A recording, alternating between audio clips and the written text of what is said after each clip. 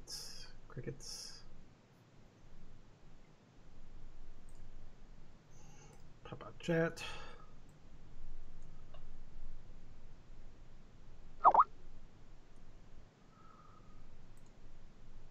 Damon is not ready.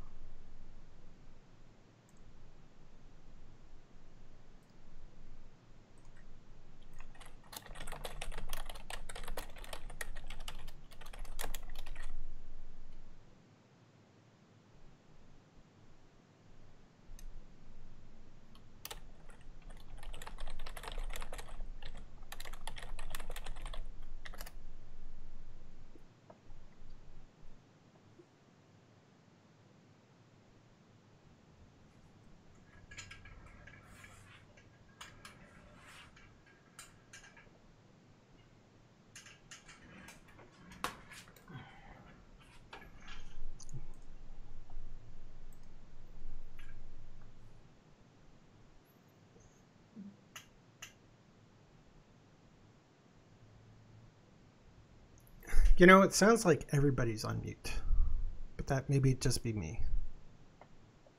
No, we're just very, very quiet.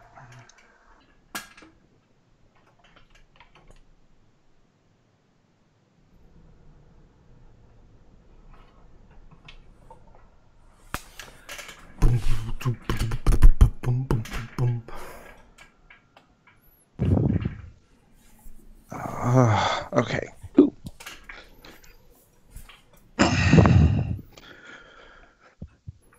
Hey, this time we got a notification we went live. Oh? Unlike last week. Oh. She decided to step her pussy up and get back over there. You're mute. You're muted. No. No, it's not. I could barely hear him.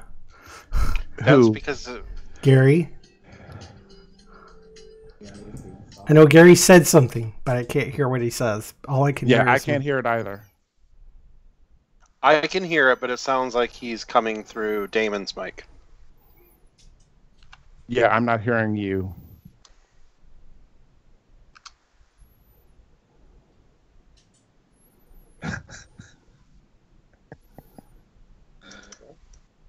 Nope. We're working on it. There we go. There we go.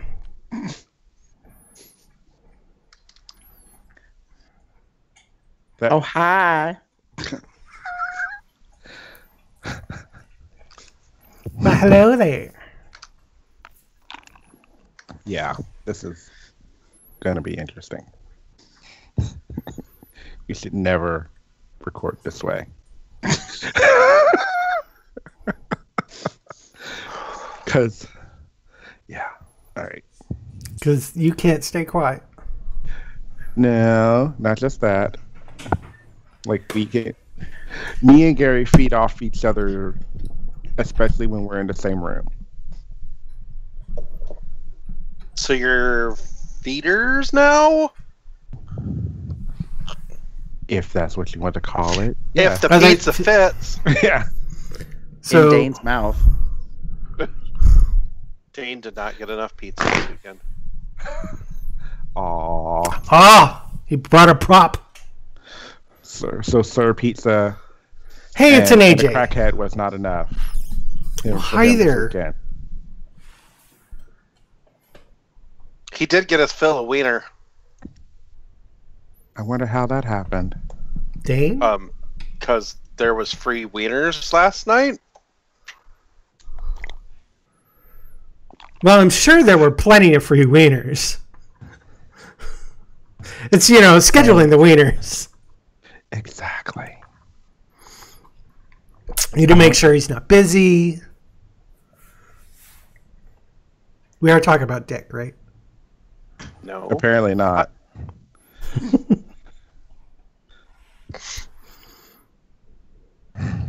Okay. All right. Well, we've got a few more. I guess we got a couple of minutes. We're going to start at 7. Everybody talked about 6. And I'm like, Well, sure, I'll be ready at 5. Because, you know. Well, the time was proposed to move up because I have a dinner engagement with Jeff and Ronnie, and we figured we're tired and we want to get this done and over with. Yeah. So, but And we had... I didn't know when Damon was going to be back to pick me up from the hotel, and and Chester had to. They had to switch cars and do stuff. So you know. yeah. We're technically starting an hour early. Oh my gosh! I'm missing a flag. Do you have a flag? If it was up your ass, you'd know it. Bitch! What? You haven't heard that saying before? No! When someone's missing something and they don't know what it is, and you say, well, if it was up your ass, you'd know it. Which is actually a compliment, which means you can actually feel with your ass. Because if you say, if it was up your ass and you wouldn't know it, that's more insulting. Wow. Because then you're just like a big gaping hole. Or as one of my committee members likes to say, a big gaping hole of emotional need.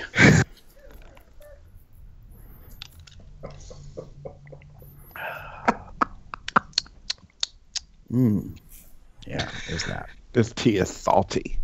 This tea is very, very salty. Reminds me of some men I know. Mm-hmm. What are we flagging tonight? I don't know what we're flagging tonight. I have pride colors. I'm so proud. Oh, I suppose I could angle this down just a little bit. There we Getting go. a really nice view of my front door.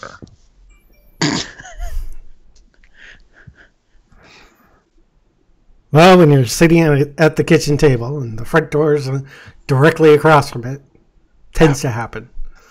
Yep.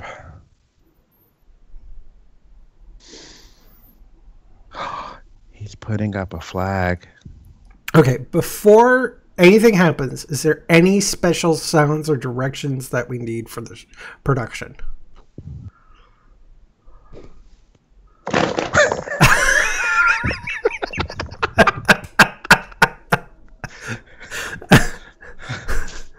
No, bitch. I'm just trying not to be a repeat offender here. Now, to be fair, the game show sounds were not loaded to the folder like I thought they had been. So even if Jeff had tried, he couldn't have loaded them. But they are there now. But if I was looking for it, then, you know, You could have called me. Called you out and say, hey, bitch, you forgot to load something. Jesus Christ, can't take you anywhere. I can take you everywhere. We be going live. Bum, bum, bum, bum, bum. We've already been live for like 5 No, I know, minutes. but we got peeps that are like asking. Well, it better not be in the Telegram chat because I posted it there. I don't know. We'll see.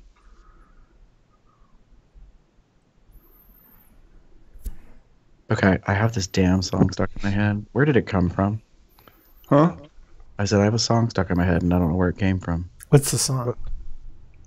I don't think it's Tom Petty. She says she talks to angels.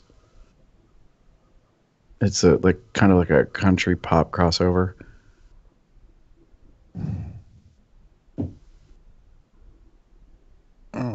It reminds me of that like Midnight in Memphis or Midnight in Nashville or whatever.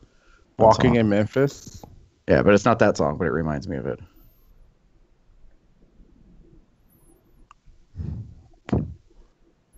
Now you're gonna make me think.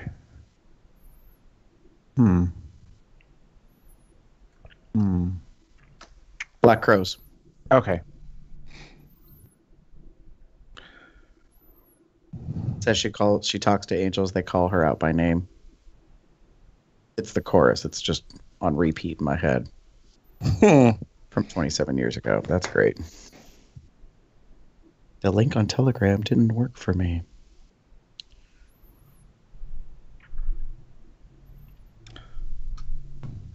Fur and Teeth, we are not live to visual yet. We are pre-show when we're about to go live.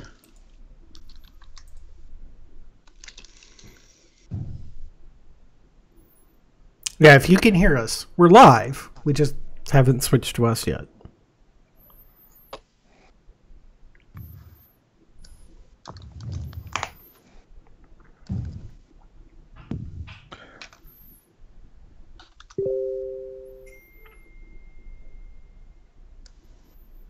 I love the fact that you can delete shit and edit shit from Telegram. Mm-hmm. Speaking of which, I need to close it on my desktop. But you don't need to close it, you just need to mute it. I've done that so many times and it just doesn't mute. So instead, yeah, that's the exact link I copied into Telegram, by the way. It happens.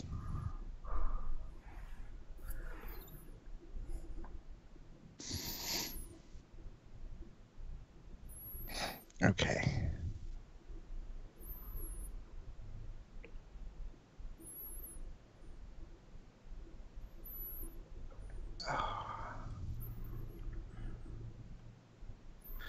Oh my God.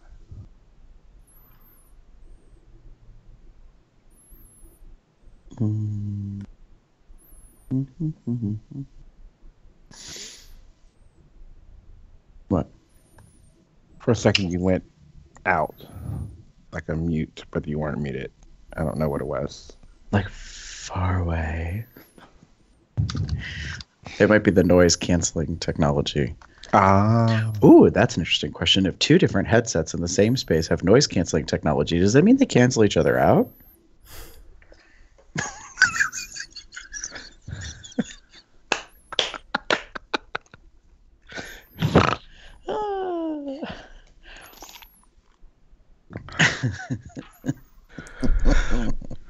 We need to not do this.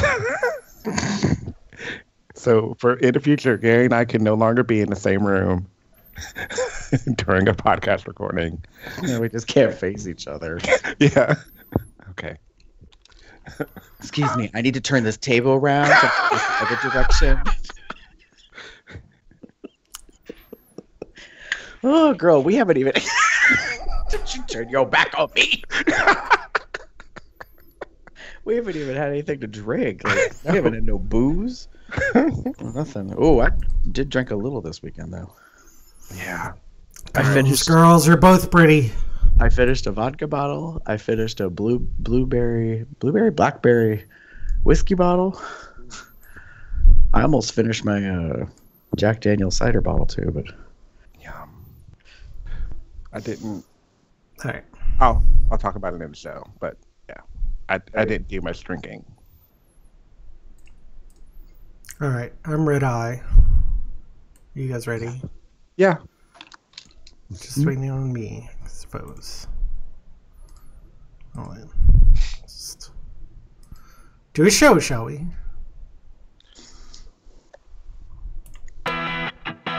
Hold on.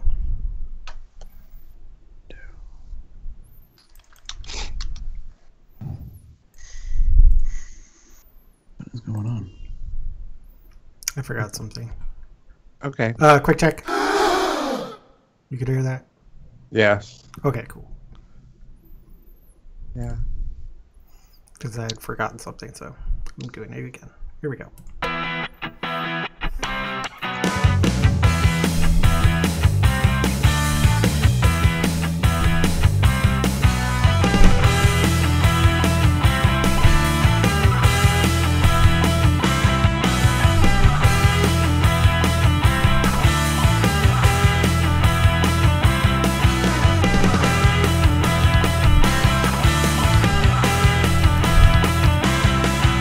It's February 18th, 2018. I'm Jeff. Who's your bear? That's right. I am your bear. I'm Damon. I am Chester. This room is a pigsty, and you're a dirty pig boy. And that makes me Gary. Don't hurt nobody with your bad self. Welcome to Comes Out Loud, the Bear Podcast of Indeterminate Length, episode number 454. And congratulations to Alti, the Bear, for completing the NAB scavenger hunt.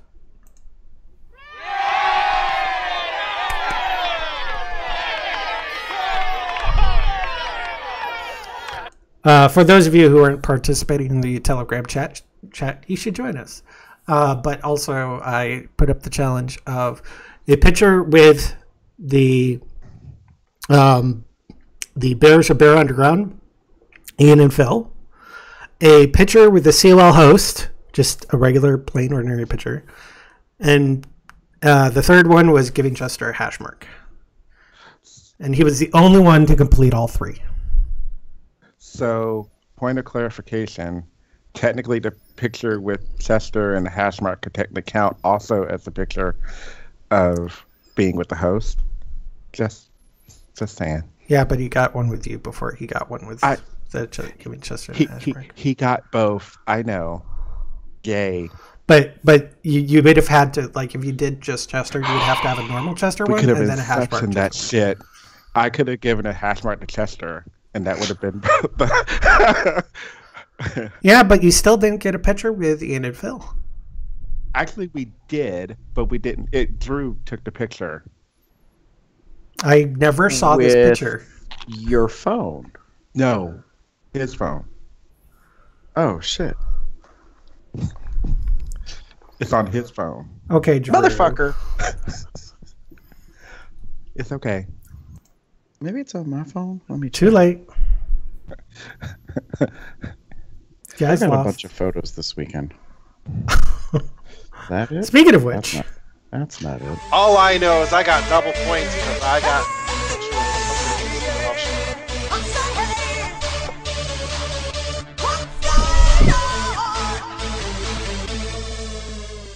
so actually, I kind of started telling what was going on. I was judging people this entire weekend because I was the. Else. I was judging who was getting what points. And apparently Chester said that he was getting double points for getting someone with a Comes Out Loud shirt. I got a picture with HUD in his COL shirt. Yeah. That didn't give any double points because that wasn't any of the pictures I was requested. I enjoyed it thoroughly, don't get me wrong. But it's bonus points. It's DLC. Next time you guys go to a bear run, I'm going to put specific parameters, and most likely the host won't be able to participate because it will involve taking a picture with the host or something. Well, okay. I wasn't planning on really participating either, so don't worry about that.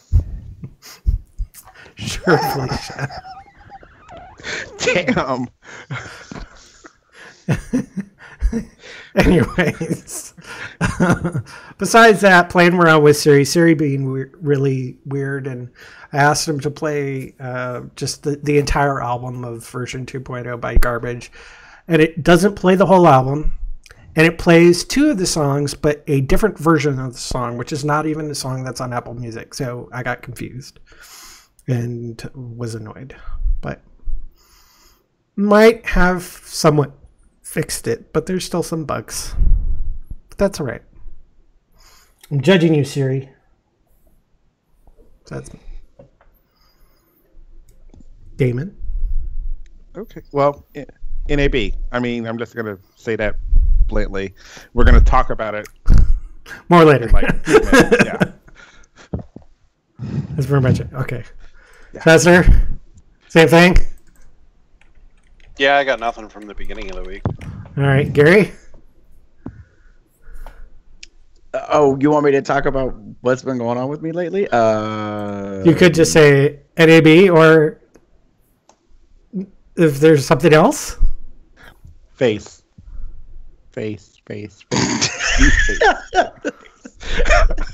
Let's serve lots of face. Just so everybody who's listening and watching knows, Gary and Damon are in the same place. So this may be causing some trouble. I apologize. No, I don't. But it's going to happen. Trouble? I have no idea what you mean. What kind of trouble are you talking about? Pink. Slurp. I can't. I can't make any sucking sounds from a straw or slurping sounds with a straw. Anyways, I'm just gonna sit here and sip my tea. Anyway, where were we? Really, girl. Thank you. Seriously. He was providing my Foley work. I was given the slurp that he needed for his tea. Thank you. Oh, all right. Let's go into this. Oh wait, you had something? No, just go ahead. I was going into the next part, so if you had something. No, we're good. Proceed. Okay. Proceed. Okay. Jesus. Now, whoever thought we'd be doing commercials? I know I sure as heck didn't. Being that we're a smaller scale podcast, we don't have advertisers knocking down our door to give us money, and that's okay. Which is why we want to take a moment and tell you about 2 really great ways you can support Cubs Out Loud. Over the past 9 years, COL has produced hundreds of audio episodes, and now we have matching video episodes for you to enjoy. This year, we introduced the new COL logo and launched our new merch store over at zazzle.com/CubsOutLoud. Or you can also use the COL merchandise link on our podcast website to pull up the online store. Here you can take a look through a range of products, including t-shirts, hats, poker chips, underwear, backpacks, and various other things with the COL logo on them. And keep an eye out for new things to be added based on your interests and requests. We typically can be found showing these great items off in the video stream of our shows. Also, to help with our new format, we're doing YouTube video shows that help create the audio version. We have a GoFundMe campaign underway at gofundme.com/COLstream. This campaign allows us to afford upgrading the PC that Jeff uses to produce our shows. Plus, a better computer means better quality streams. And thanks in advance for not only listening to Cubs Out Loud, but helping support the podcasts too.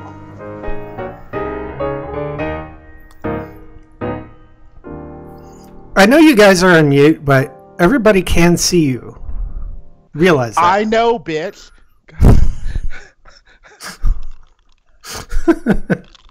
Anyway.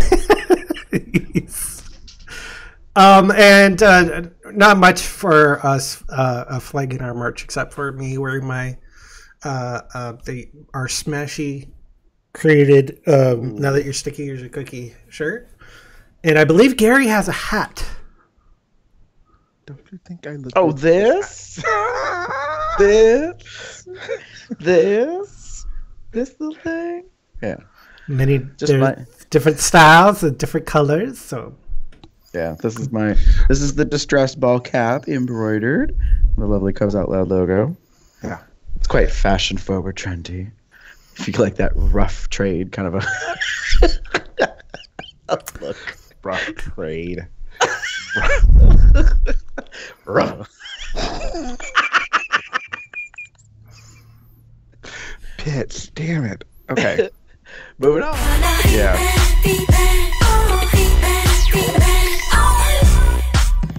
I feel like I should just sit here and just let those two go. Maybe switch the camera so it's just Skype. Anyways, moving on. Anyways, Gary, what's been going on over in Facebook land?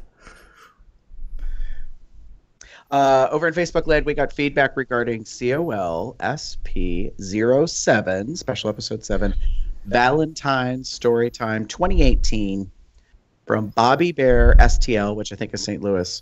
He said, great story time with 3 smiley faces like that had blushy cheeks. So Sweet. That was a good. I only started listening to the beginning of it, and I had to stop it because I was like, "Oh, Hadrian, your voice." Is it? I could listen. Where It's were his you voice. listening to it? I was at home. So why did you have to stop? So he could spank it off. Well, why do you have to stop? Continue listening while you So spanking he it can off. Save it for later. Why does he need to blow his entire load all at once? I was. Oh wait, no, I wasn't at home. I was at North American Bear Weekend. Oh, so you got interrupted. Should have just That invited reminds whoever it was to listen with you. Sidebar. Have we done an LTAS on edging? No. I don't think so. Okay. Put Oh, there we that go. in the notes. I think maybe we'll have Daddy Hadrian on for that. I don't know. I'm trying to remember whether or not he said he has ever edged. Anyways. Well, when in doubt, you can ask. That's true. Damon? In YouTube subscriber land. So we have a few new subscribers on YouTube. There is Junior Ouse, Aaron Anderson, Brian Worth, and Daniel Bailey. Welcome. Made it sound like their names were hard to say. I'm trying to talk quieter so it doesn't reflect on the other microphone. And in order for me to talk quieter, I have to talk slower. I'm sorry. That's just how I am. Because the minute I start talking faster is when my voice starts projecting. Anyways. And Chester, what's been going on over in the Dumbles? We have a few new Tumblr followers, and I'm probably going to mess this name up. DullaFizz11. Bear Harry 6, Black Berry, Ben from Buffalo, and Boosted Bear. And we also have one Tumblr comment, and that's from Any Plus Ultra Bears in regards to COL special episode number 7, Valentine's Story Time 2018. Amazing job as usual. Cool. Speaking of which, I would like to thank the COL Entourage on Telegram for collaborating together and helping us write the story, because I think it was a brand new adventure very much for us. We hadn't quite done it that way before. There is more behind the scenes stuff to release at a later time, potentially. Hadrian had done more than just the story reading, so to speak. And he actually gave me a phone call from LA when he was going to record it, because he wanted some background story on how the hell the story came about, because he read it and I've been waiting all this time because I knew I was going to get a what the hell is this, and that wasn't a nasty thing. It was like he totally caught the reference to him in it. So, and then he was like, why are you guys, and he actually said initially he thought the 4 of us wrote it. So he didn't think that the Entourage wrote it. He thought the 4 hosts wrote it. Nice. Because we were in it. And I was like, no, I wouldn't have done that. Like, I would have changed the names and stuff. But the best part, Gary's British accent. When you finish listening to the story, perhaps later tonight, Hadrian says when he does the voice stuff, he needed to try to get a new voice because there were a lot of characters, and so he gave me a British pompous kind of sounding voice. He gave me a very southern voice. Accurate. And the two of them back and forth was quite hilarious. Well, that's good. So yeah. Anyways, so guys, apparently you went to something this weekend. Yes. I'm gonna Crochet Fest. I'm just gonna go over here and listen in while you guys talk amongst yourself, because I probably have absolutely no feedback. So I'm just gonna switch. I'm gonna switch the camera, and just switch everything over so that it's just you guys over there in Skype, and I'm just gonna listen in and mute myself and everything. So have fun. Enjoy. Okay. Cool. So. Chester, go back and say what you said again, because I didn't quite hear that. We went to a what? I said we went to Crochet Fest. Oh. Well, I was like, Sheryl Crow, what? I was like, I didn't quite hear that. There was definitely some large sewing needles inserting into things. I don't know. I'm trying to. That's a stretch. There was a lot of threading the needle. This weekend. There you go. That worked. And some people were on pins and needles. Some people were on nails. Some people got walked on while they were on nails. At least that's what I heard. I was not at the freak show, but that's right. I had heard about. So, for those who haven't been listening, we were at North American Break Weekend 2018. It's their 7th year. And Gary, Chester, and I were all there. Just the three of us, nobody else. What the hell was that? I heard it. Oh, shit, I heard it too. Must be squirrels. We have squirrels. I'm sorry. In the house? No, I'd hope not.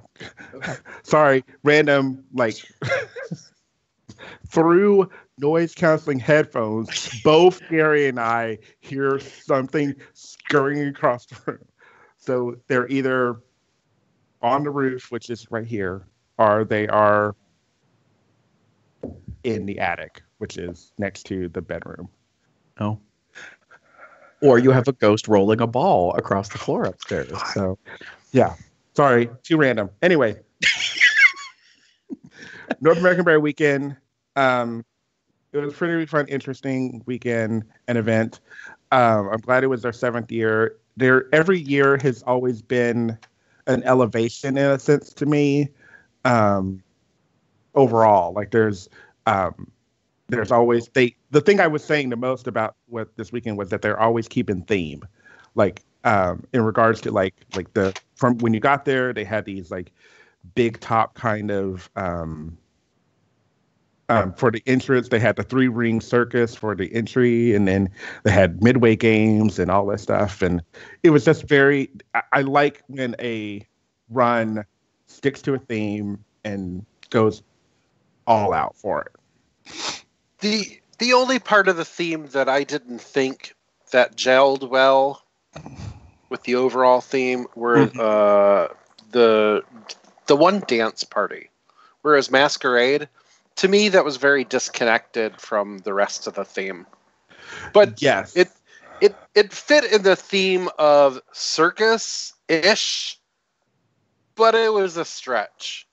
It's not that it did. I wasn't bothered by seeing everybody in masquerade type of looks. But to me, it spoke more like Mardi Gras and not circus. Yeah, and I was actually going to mention. I think they put that as part of the theme because Mardi Gras was like the Tuesday before. Fat Tuesday, right. Yeah. But to be fair, the schedule did say masquerade ball, and that's what people did, is dressed up in masquerade ball wear. So people were keeping to the theme that was scheduled. It was a lot of fun. So the one thing I like the most, again, like I said, they keep with the theme, and the thing I like the most is that people are play with that theme. There were lots of fun masks. Definitely some from like I saw a lot of Venetian masks. I saw some comedy masks. I saw pup mask. You know, it's technically a mask in a sense, but you know, so it was very cool seeing people going into that theme and sticking to it and wearing costumes and all that stuff. A lot of fun. It was very mask for mask. Ha. The entire weekend was full of people, how do I want to say this? Not giving a fuck. Oh. With their attire. Oh. No fucks given in what regard? Yeah, Chester? no, that they were dressing for themselves. They were dressing because that's what they wanted to wear, and they wanted to be comfortable in their outward projection of who they were. I overheard a gentleman make a comment about people running around in what I can only describe as harem-looking type of pants. Oh, yeah. And I was just like, I overheard the gentleman think that, and when I got back into the room, I was talking to Dane about it, and I was like, you know what? Fuck those people.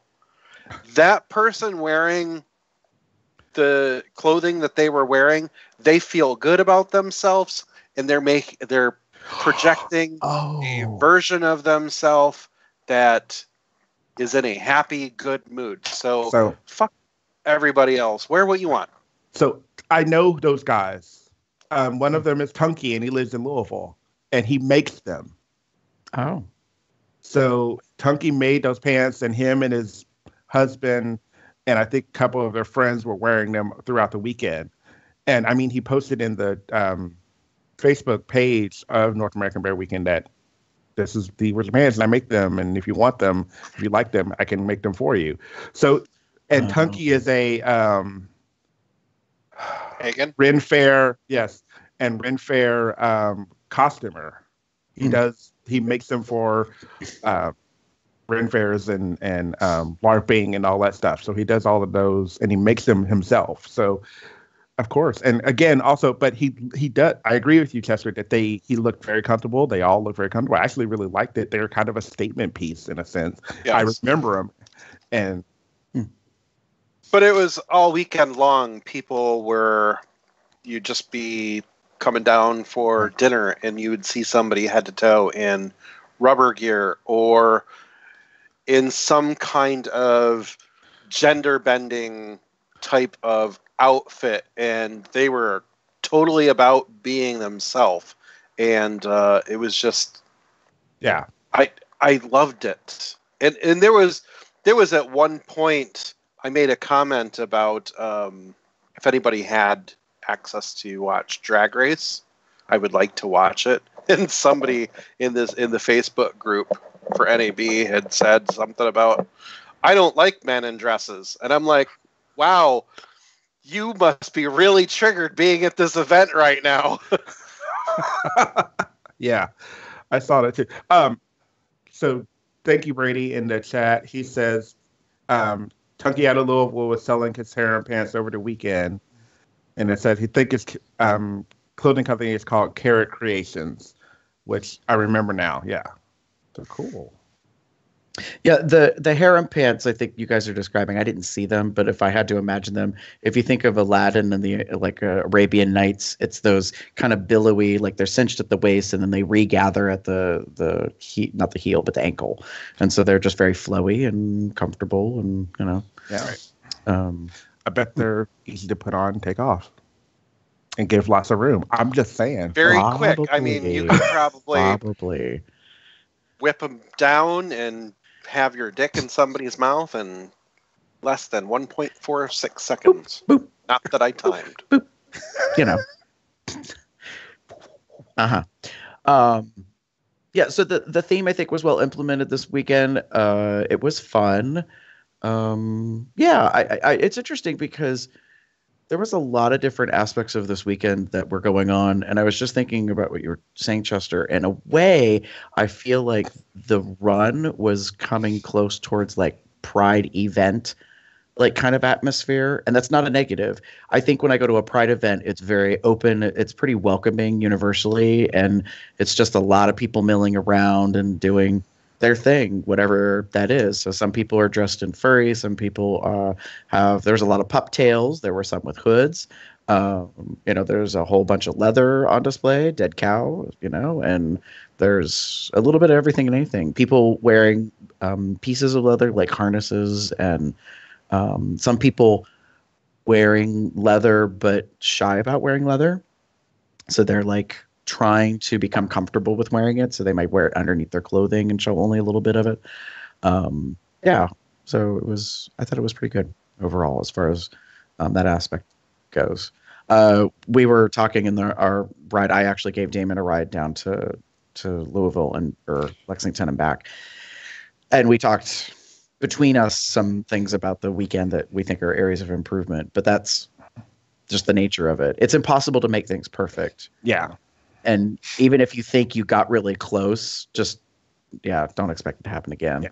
I mean, because the dynamics change, the people change, something happens. One of the comments this year was that the staff was different in their execution. Adam actually talked to me about this. I don't think this is telling tales. And I told him, I said, I knew why that was a notable difference this year, because this facility is considered a training facility. So that hotel site has a lot of people that come in for corporate training, and then they leave and they go to other locations. Oh, okay. So you're talking about the hotel staff and not the staff for NAB. Correct. Not the committee, the actual employed staff of the hotel. So because the one gentleman we were missing this year, I call him Miss Swish Swish. I think his name was Christian. If you remember him from last year, if you remember, I made the joke is when he walked around with his blazer, and it was instead of a single cut, it was a cut on the sides. So when he walked, it went boop, boop, boop, boop, boop on his little like round butt. when he walked around. You have to go back to last year's episode to catch that. But no, he was family, and he was really like on top of things and kept the show running really well. And he's moved on to other properties. And I told Adam, I said, you're going to have that every year if there's enough change in staffing. It's not like starting completely from scratch, but you'll have some shift and change. Now, like this morning, we had breakfast in the hotel restaurant. Oh, yeah. And Kathy, our waitress, has been working there for 30 years. Yeah. And she served me at lunch. she's so awesome. I love her. I love her. Love her. Yeah, so the staff, there were some changes and a little bit of things in terms of execution. They did make changes to the event itself. They grew the vendor mart and moved it in a whole new location. And because they did that, then they had to I tell people it's like playing Tetris, or a puzzle. Like you have to shift stuff. So they move one thing, and then it can affect a lot of stuff. So they moved the vendor market out of the small ballroom into the pavilion. Now the after hours functions and the cocktail socials that all used to happen in the pavilion, now they got to go someplace else. Yeah. So I think they did a pretty good job. I think there was a little confusion on trying to go to the socials and where to be. There was some significant policy stuff about outside food and beverage, and the start of the weekend, I think, had a lot of people kind of angst because the way it was written, it made it seem like nothing could go anywhere. Yeah. And what it came down to was I tried telling people when you have a food and a beverage contract, certain areas have explicit zoning areas. Mm-hmm. So people were confused. They're like, well, I can't walk through the lobby with a drink in my hand. And I'm like, no, you can. You just can't go into the bar. Yeah. And they're like, oh. You can't go to Denny's next door and get a Grand Slam to go and then walk into the ballroom and sit down and eat it. Yeah. And they're like, and I think most people I told it to, they get it. But you'd be surprised. Yeah. People just think they can do whatever the hell they want. We had some new rules that came up this year based on some things that happened last year. Oh, yeah. I'm not going to list them all. But based on incidents in the past, you kind of have to you have to tell people, hey, don't do this. Yeah. So last year was the first year at this hotel. Yes. So this is now the second year at this hotel. So it's been a growing process. They were at many years at the Campbell House near downtown. So it's been, so last year they were like, okay, the hotel probably said we didn't really like this or this or this or this. Would you mind fixing that? And they did. I mean, well, they did by providing guidelines and rules for the attendees to kind of understand, hey, you're sharing this space. I know it's our weekend and we pretty much have the whole hotel, but still, we need you to be respectful and understanding and courteous of the hotel staff and, potential onlookers. This year I remembered last year that they had the black curtains past the elevator so that you can go straight into the hospitality and ballroom and dance floor and whatever. So if you wanted to get your freaky deek on and wear your basically nothing, you can do that without having to worry about getting exposed. But if that was only from that elevator that way. If you needed to cross the lobby from the other elevator, you had to be covered in a sense. So go into the pool, you can wear your swim trunks, obviously, but don't wear your tankini nothingness to the pool. That would be kind of weird to cross the pool lobby. At least you can wear it in the pool, but you can throw some clothes on, put on a robe, caftan. Well, and that's the thing that I tell people is you have to recognize that there is staff on hand. So you go to a business, they're still there. So we don't take over. Yes, we take over population wise, but we do not take over running the facility, the housekeeping, the maintenance, the food and beverage, so that's really what it comes down to is, we don't replace all the bellhops with bears. We don't replace, the valet with bear. I mean, there's a lot of stuff I think people kind of get that. And Miss Tammy and I, we hung out a bunch this weekend, and she and I had this conversation that she perceives that for some reason people go on vacation and they go to an event like this. And I don't think she thought it was exclusively bears. I get the impression it happens in leather too. They think, oh, well, there's no rules because I'm on vacation. Well, what makes you think that? Like, you could just show up and get away with anything. No, that's not how this works. Yeah, yes, you're here to blow off some steam, but come on. I've been through the property that hosts Gay Days in Orlando, and it's the same thing. You walk through there, and I'm in T-shirts and shorts because I'm in public when I leave the hotel. I'm driving a car, and I'm in Orlando.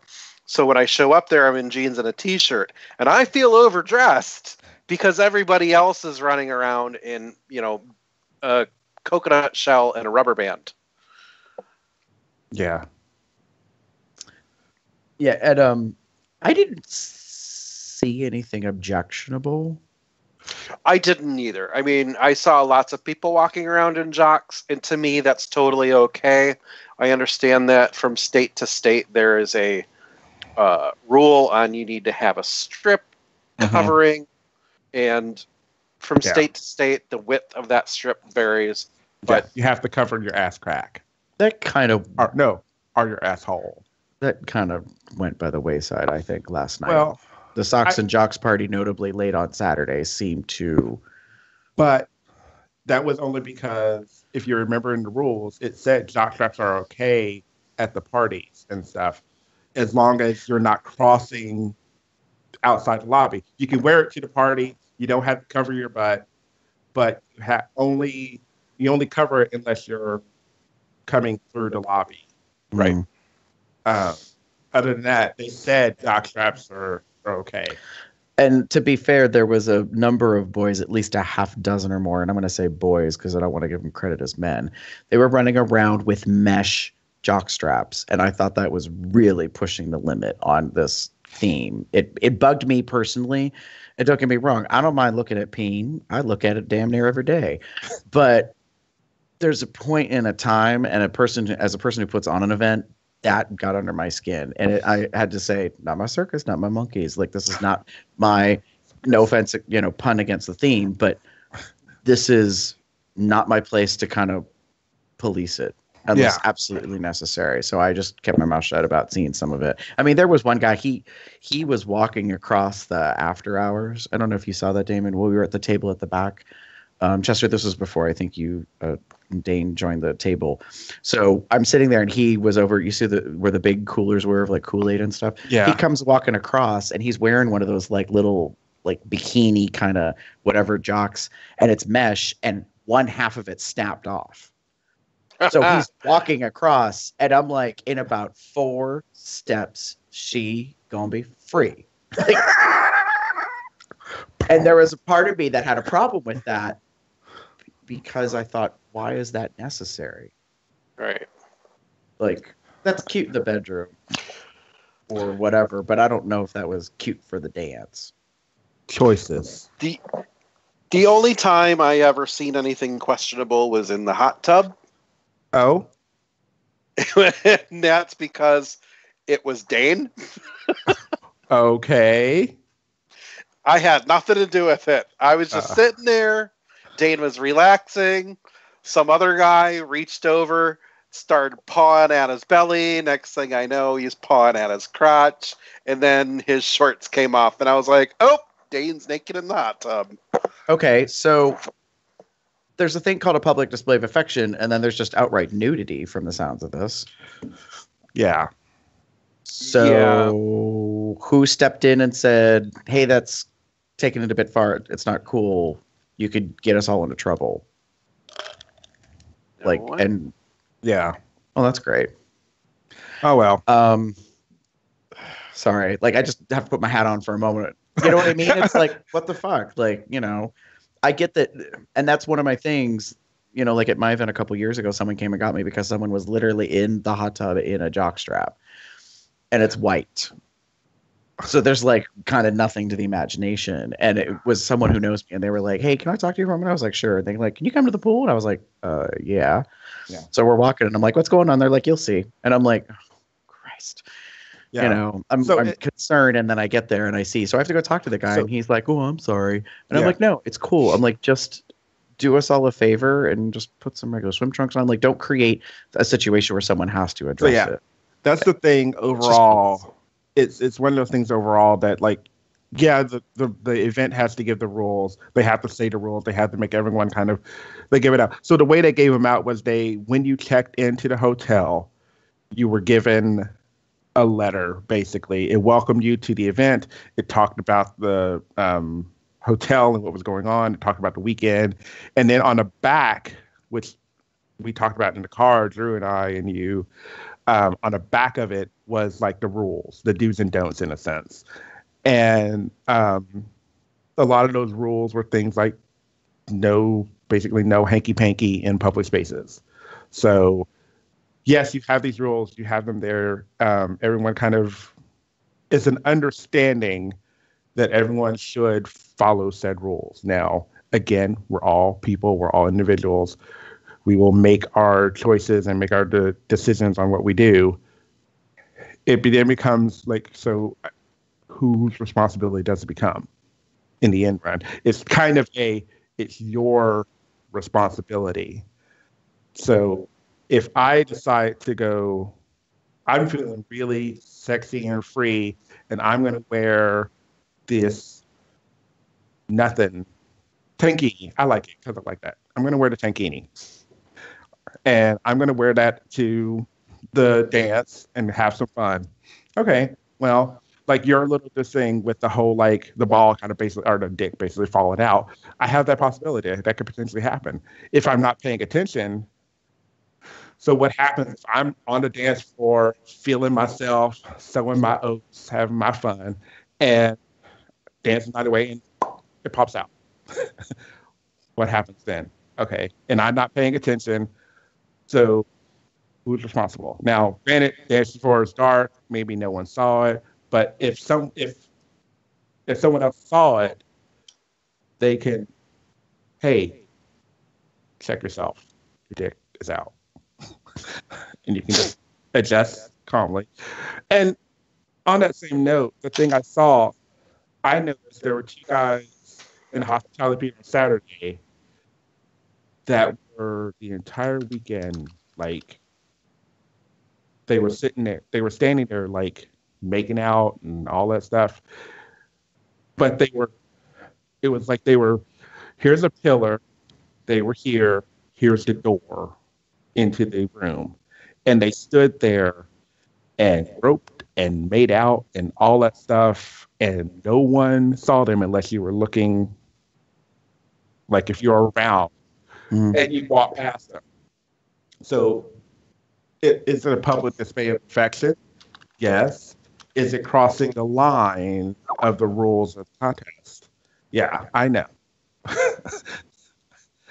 I either have to talk really softly and not get it, or I have to, because it's two microphones within 20 feet of each other. So, anyway. I think what people fail to realize is, and I realize I'm kind of coming across as a downer, but here's what it is. In a blink of an eye, all the fun can immediately go away. And that's what's not cool. And so people are like, oh, calm down and take a breath, and it's not that big a deal, and, no harm is being done. All right, well, let's talk about the fact that we saw families in the restaurant of the hotel all weekend long. Miss Tammy talked about it with us. I think it was on Friday. She's like, there was an older couple that came in apparently off the street, and they were sitting at the bar, and they were kind of confused, and they were staring around. On Saturday, there was a whole private party family that was in the back of the restaurant. In a section back there, a woman was walking her 2-year-old and her 4-year-old through the restaurant to get to the restrooms. that kind of stuff was going on, and that really kind of falls, in my opinion, on the hotel. Yeah. Allowing the public in. But the fact that that's there, and people probably took it for granted, you know, you can say all you want about, you know, well, that's on the hotel. Actually, it's on your behavior. Like if you decided it was appropriate to bury your face under someone's kilt in the dining room of the restaurant. Sorry. So that's what I mean. Like you just kind of need to be aware. And no offense, like the wait staff doesn't necessarily want to see that. As it said in the letter, and I thought it was said beautifully, there are 409 rooms in this building. Find one. Like just, yeah. There are elevators, there's steps you can go take it someplace else. You don't have to be doing stuff in the public spaces. Yeah. So, yeah, I know for teeth that I'm being a downer, but when you're a person who's legally responsible and held liable because your name is on the contract for everything, that's how it goes. Yeah. So, if you want to have an orgy, go have an orgy, but do it someplace where that's appropriate. That's all I'm saying. Yeah. So, to move on a bit, let's talk about the events and the contest. I personally did a lot of the workshops, and that was one of the fun things I enjoyed about this weekend was that they had several like workshops of different caliber, more leaning towards like kink and fetish situations. They had a prep one,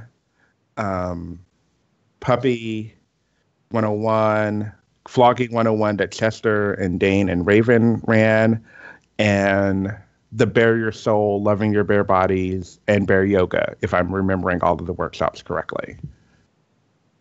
Yes. The Klondikes was touted as a workshop, but it was, I don't know what to call that. It was a panel discussion. It was a panel, yeah. Yeah. Which actually, that one I went to. Chester, you also were at it. Yep. I think that had a really great turnout.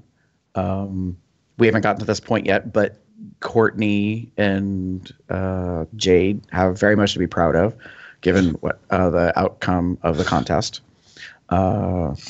So, yeah, I think that they did a good balance of different activities. There was a ton of cocktail parties. Yeah. That's the thing. Like I told myself I wasn't going to buy any alcohol. I wasn't going to bring any alcohol. And the main reason I wasn't going to do either of that was because there are literally cocktail parties almost every 4 hours or so. Like, there was a gentleman in the NABW Facebook group who made a comment about him wanting to have more fun, but alcohol at the hotel was expensive. And I know myself and like 7 other people said, that's why you buy your own alcohol and bring it to the hotel with you. Yeah. And then I said that, and then I followed it up with, or you could go to the many, many, many cocktail parties that they have where alcohol is free. Yeah. There was that was the thing I was happy about, was that there were, like, I didn't buy a bit of alcohol from the bar at the hotel at all. But I didn't either. I was trying to think if I got drinks with dinner or lunch, and I didn't. We just had tea. All weekend long, I think I had maybe a shot full of alcohol. And that's just because people would like hand me their drink and they're like, taste this. Okay. And the worst one was Chris Hauser's because it tasted like straight up vodka. Gross. Drew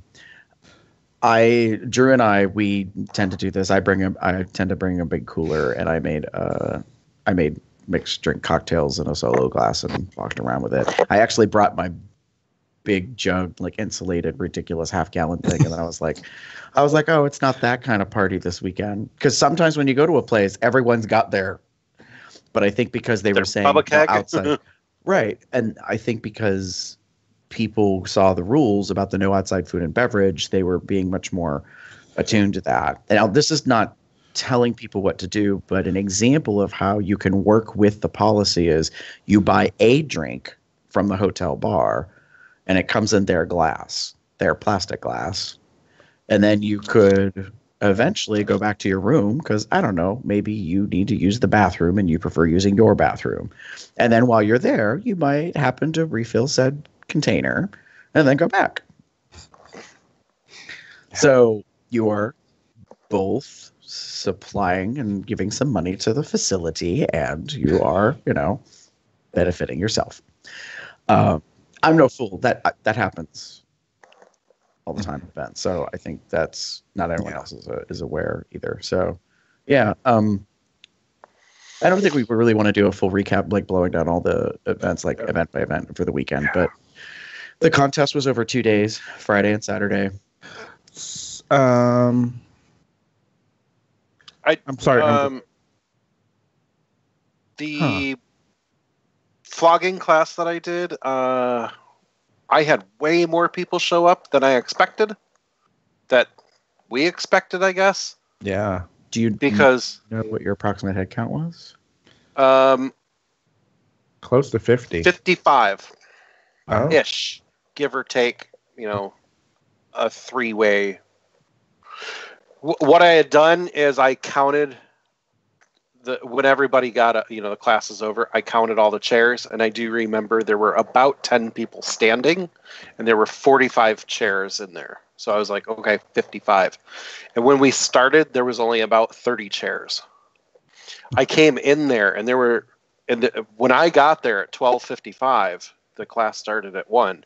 There were only about 3 seats left, and I was like, oh shit, I'm going to need more chairs. So it just happened to be the room next to where my class was had stacks of them. So I just started grabbing them and setting them out. The more I sat out, the more people that came through the door. It eventually got to the point where I couldn't put any more chairs out, and I'm like, well, standing room only. And then once people filled up wherever they could stand, there were people that were still coming in, realizing there's nowhere to stand, so they ended up having to leave. Yeah. The class was very informative. I talked to Chester and Dane afterwards, and it was a really good class. It was for a beginner flogging, demonstration and discussion and education.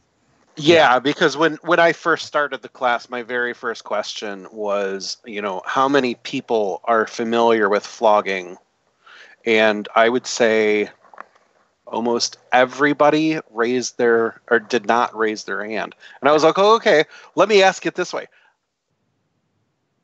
I'm sorry, let me back up. How many people are not familiar? And almost everybody raised their hand. And then I said, okay, let me put it this way. How many people are familiar with flogging, have or flogged before, and only like 7 or 8 people raised their hand. Yeah. And I said, okay, well, if you have done this before, you might get a little bored because this is a straight up intro class. Well, and then at the end of it, people were coming up and, thanking me for it and complimenting me that they learned a lot, and they were grateful that it wasn't too in depth. So I think I did a really good job at bringing that class. You guys did a really good job of balancing, as I told you, guys did a really good job of balancing the discussion without overbearing the, like you said, with too much information. Yes, there was a lot of information, but it wasn't like bleh, word vomit of all the... Right. And I wanted to keep things simple. So it was successful in that regards. And I went to I didn't do there were moshes. That was technically considered a workshop. I went to the puppy mosh on Saturday and had a really good time. I'm learning overall, the thing that I'm getting is there has been a lot of crossover. And last year, this is where they started. I believe they started doing some of the Kink U classes and going from there. And this year was a no exception, that they're realizing that there is a blur between like bear and leather and bear and kink, bear and fetish. And they're allowing that to happen. Well, they're allowing classes to go out to be, to educate people properly in some ways on some of the dynamics. Because I think that's part of the issue is there are a lot of bears that don't there's a lot of bears that have interest, but they don't have access to, kinky people or leather people that they can learn from, or pups in their neighborhood that they can, talk to about it. I explained this to Dane because, Dane hasn't really been to bear events before. I told him that the best way to look at NEB is to understand that it is a leather contest for bears. And there is no other way to explain it. I don't consider this a bear run. I consider this a leather title run for bears. I can kind of see that in a sense, based on what they how did. else would you classify it? I would classify it as a bear contest, but I would just keep it as a bear contest. But I get what you're saying. This is a lot more intricate, and it has a lot of similar themes to a leather contest. There's different levels of wear. There's an interview. There's a fantasy kind of scene and what have you. So it's leaning towards leather in those kind of aspects. But I wouldn't call it a leather contest. Only because there's other, to me, a leather contest has a kind of different animus to it. There's a different kind of behavior and model to it. Somewhat different. Not fully different, but somewhat different. I think the reason why one would see this as a leather contest for bears is because it's built on the pageant contest concept. And notably, the person who organizes and produces it, I believe, has been involved and active with leather for quite some time. And I think that's another key piece of it. That's one of the criticisms that's come across in the past years, is that the judges and a lot of that aspect was very much related and focused on the leather community. I will own I even raised an eyebrow one particular year, because I was like, if this is a bear contest, why does it feel like the entire judges panel is made of leather community and not the bear community? This year was very different. This year notably was pretty much, I think, a well-rounded panel, and we had previous title holders, which I think was a huge important aspect of this competition this year, because these people know what it means to have this title and what they could potentially do with it in that case. Speaking of the title stuff, there were 5 titles. We're going to say this kiddingly. We love you very much, Adam. And he kind of knows this was the show that never ends. The contest started 20 minutes late, and it was over 3 hours long, and that was just Saturday night. Now, to be fair, the Friday night portion was scheduled for an hour and a half, and I guess it was maybe 35 minutes long. Like, they zipped through the first thing, and then the rest of the stuff on Saturday took a long time. But, they did what they could with it. They had 17 contestants. That's a very large base of individuals to compare and to work with. Ultimately, they had 5 people that won. And I'm personally quite pleased with the results of who won. And while it ate up time, I thought it was important that Scott, as the producer, took the time to explain how the judges determined who the 5 are that actually get the titles and which titles they get. Mm-hmm. And we've had a lot of discussion about this. We had the discussion yet again today and last night about the purpose of titles, the labeling, the definition, if that gets confusing. Because these 5 individuals are now going to go out into the world for the following year with this title to carry forward what NAB is. And some people might kind of be a little confused about why this person, by looking at them, has this title. They may not necessarily feel they fully represent that in their mind. Yeah. But that's the thing that, like, the Klondike's panel was an important discussion about women in the bear community. and their contributions, their place within the community without, causing issues within the community, so to speak, because that's not their desire. So I think that was really important that Scott went to the point of saying, okay, there's point totals and the top 5 get titles. The person with the most points overall becomes North American Bear. And then from there, the remaining 4 are put in numerical order of points. And then the judges deem based on various factors which title they end up giving. So I thought that was really important. And the amount of work that went into the stuff was pretty high. There's some things I think that could be improved upon. Just in terms of the contest, I think they left things a little broad. And when you don't clearly define certain aspects, the sky's the limit. Mm-hmm. So when some people were competing, it was very much like a full-on production. And other people, it wasn't. And that's not a problem, but it's like we discussed today, Damon. Yeah. I think it could be very difficult to compare 2 individuals. Yeah. Where one person walks on stage and basically kind of pageant style walks back and forth to present themselves. Another person comes on and they have, not backup dancers, but you know what I mean? Like they kind of have an entourage. They have a supporting cast that helps them do this thing or the other, and how that is, a dynamic. Graded, of how that, judged. Yeah. Right. Because if there's 5 people on the stage, one is the contestant and there's 4 other participants, how do you compare that to just one person that's solo? Right. Or one person that has one other person with a contestant that has one person assisting them. So, yeah. Right. And this isn't to say that there's problems with how they judge. I'm just saying if I was a judge, I would have found that difficult. And you and I talked about it, Damon, like we don't know all the intricacies. So there could have been another layer in all that paperwork that they're filling out. Like once the round is completed or the category, that they go back and they also add in another thing about comparative side by side as opposed to just one. Yeah. So I want to comment on one thing that this is kind of in the realm that you're talking about, the additional people up on stage. There were 2 contestants that involved giving the judges gifts during their fantasy portion. Those gifts involved food.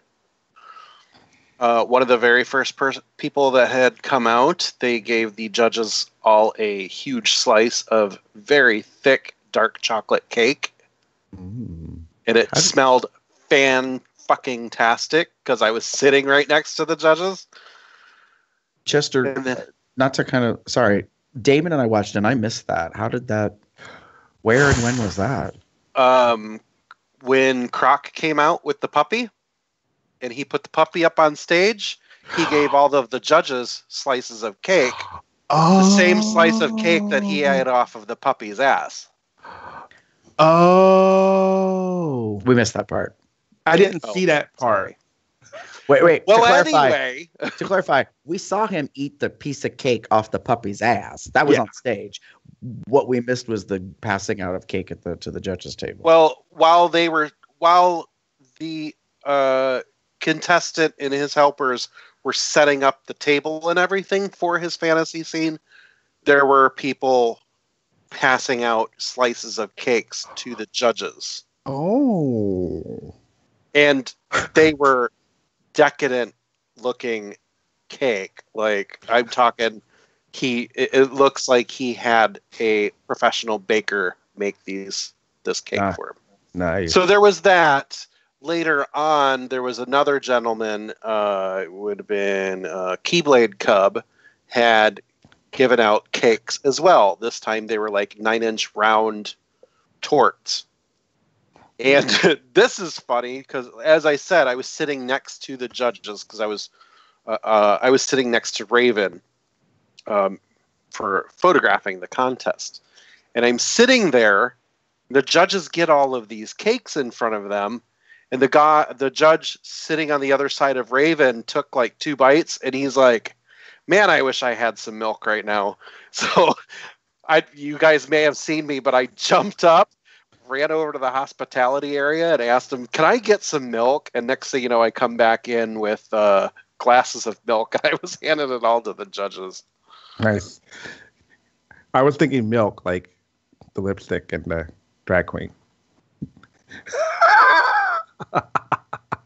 I thought you were thinking like milk lemonade. Oh, never mind. So yeah,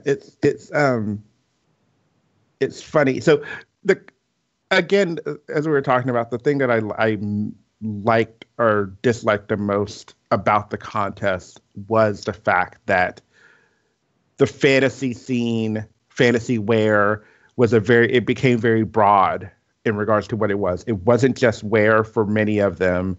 It was kind of to be blunt, spectacle. You know, you had scenes that people were doing, like the chocolate cake, eating the chocolate cake off the puppy's ass, for example. That's not a fantasy wear, that is a fantasy scene. And that was sort of my, like, although I don't know where to, anyway, because he actually did it. It's not really a fantasy if you actually do. Anyway, but it was very much because you had some people that did things like that. You had some people that just stood and modeled. You had some people that danced and what have you, and twerked and whatever, everything. So my issue was that in the contest, there was no clear, like, ABC. And when you're judging a competition, you need an ABC so that you can determine how many points that person gets. Okay, but did you read the rules though? No, I mean, I don't have access to the rules. Okay, and that's what I'm saying. I don't know what it was. As someone who is watching the competition, Gary can attest to this. He was even saying the whole time, I don't understand.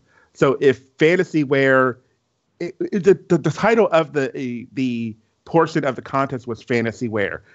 Bolt kept saying that pretty much for every contestant. Next up for fantasy wear is da-da-da. And then you get, and I mean, don't get me wrong, I love James to death. You get James who comes out in his Kylo Ren, and then he switches to Doctor Who, and then he, gives the, dazzling gay performance. And, it, and then you have Monolith who, holy shit, tore the fucking house down and almost probably broke the stage as he did a backflip onto the stage. And you had people that did death drops and all this stuff. And I'm like, okay, that's really great. That is really awesome. But is that fantasy wear? Is it just what you're wearing? Is that the criteria for the title, for the competition? Or is there additional criteria? Or is there an optional, you do this, or this? So that was my only critique of the competition, is that you had so many different things. And yes, in years past, your fantasy wear was a scene. We know, Matt was on the show, and they did a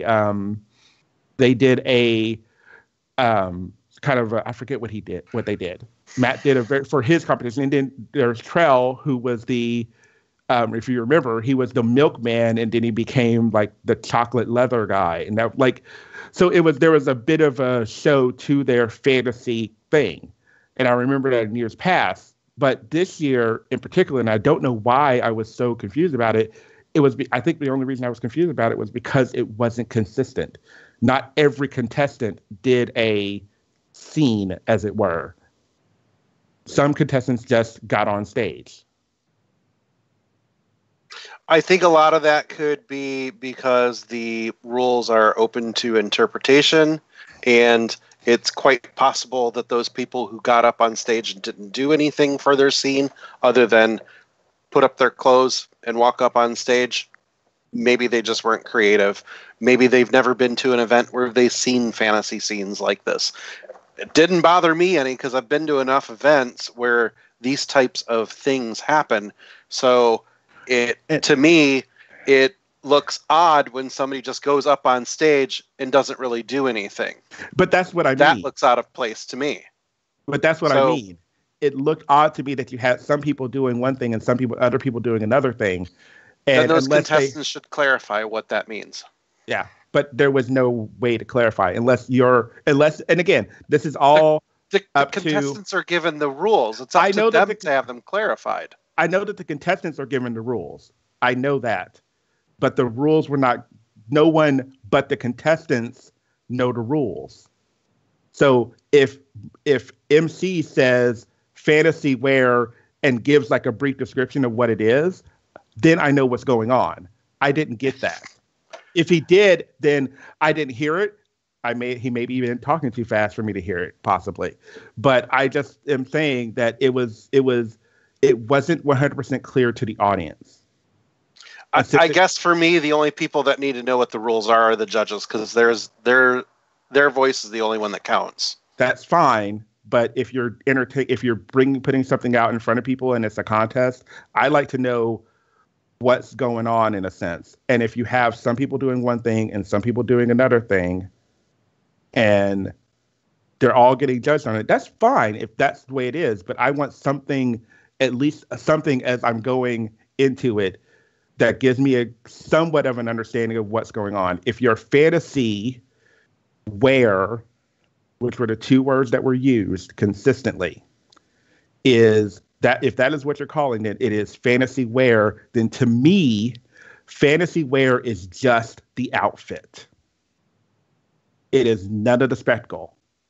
It is just the outfit. Like, for example, theme wear, which was the first part of the contest last night, everyone came out it was title wear, the first part, but the second part was theme wear. And they were in the theme of the competition, which was circus, or maybe that was last night, whatever. Anyway, but that's what I mean is you had a theme, which was circus, and that was the wear that you were told to bring. So to me, the contest criteria is you wear something in the theme of the competition. Whereas fantasy wear in this sense has become not just what you're wearing, it has now become you're doing a scene, you're doing a dance, you're doing something else. And that's the only thing is that it wasn't consistent. That's my only, like I said, critique about it, is that if it were consistent, if everyone did the same thing, or did not necessarily the same thing, but stayed in the same vein, if everyone did a 2 to 3 minute fantasy scene, I would have been like, okay, that's cool. But if it's open to interpretation, then I don't know what the interpretation was, because I, as an audience member, do not have what that was. I get that the judges have it, and I get that contestants have it, but you're putting on the contest as to the audience, so the audience should also know what's going on. Okay, well, next year just ask the judges for a rundown of what's involved and what's expected of them. Well, right, and Chester, the one thing you said that I disagree with is you're like, well, I don't care whether to know the definitions because I leave that up to the judges. They're actually doing the judging.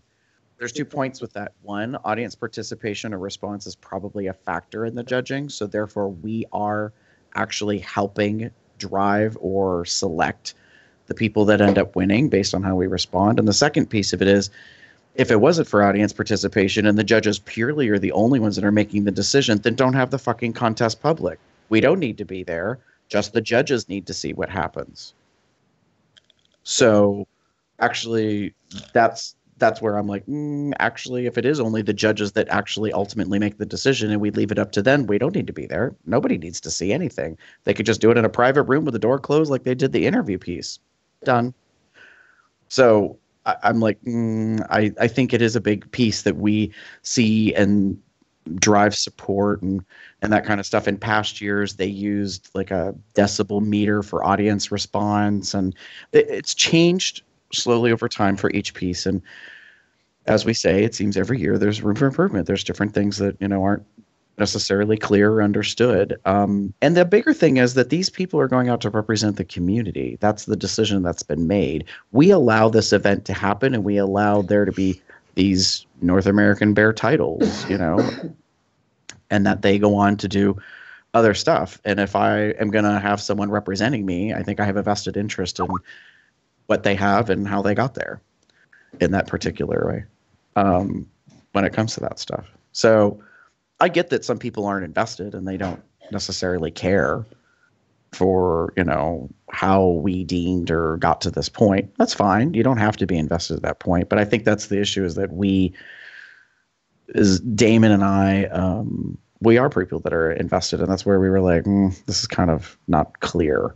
But we're also not going to turn around and stop the production and be like, question from the audience. That's not the type of event that this is. And you don't really get to call that out. Plus, I don't know. I mean, I applaud them for making efforts and trying to make improvements. Scott made a point of trying to talk about, feedback said this and it wasn't clear about that and that kind of stuff. So I think he's doing what he can when it comes to that, but I don't think he's necessarily seeing it from the audience perspective.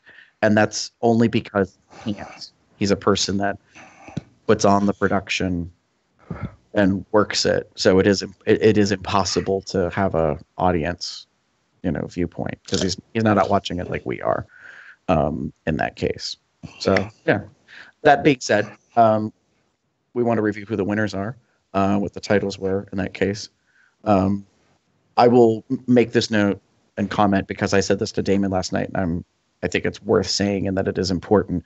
This year, out of 7 years, had the most men of color that were contestants, and then ultimately the most men of color that won titles in all the years collectively as a class of title holders. I think that's fucking awesome as shit. I'm really proud of it. And we had someone sitting at our table actually that was sitting next to Damon, and he asked in the midst of the competition, how many of men of color have won titles in the past? Which was a very awkward moment because we couldn't remember.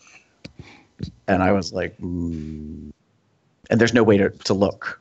Yeah. And so that was feedback I gave to someone who's kind of involved in this project, this process, to say, you might want to think about a historical visual record to track who won what titles of what years. And it doesn't have to be a big thing, just a web page with a picture and a name and maybe a little bio, just something so we can start showing who has done what, or not won, but who has won over time.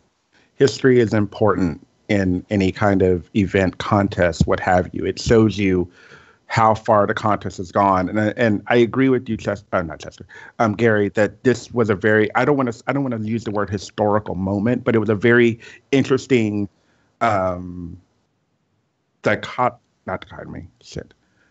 It was a very interesting moment for the contest because of the fight. Like you said, of the 5 winners, there are 3 that were people of color, and the winners, to be blunt, are people who are not often represented in the grand scheme of the bear community. Usually, when you think of a bear, these would be the first 5 people you would think of. Right. No, and we had that discussion last night that I think that's going to be a very interesting year. I don't have any problems with the selections. That's where I think people would be like, oh, he is Mr. North American Bear and he is Mr. North American, Cub, and so on.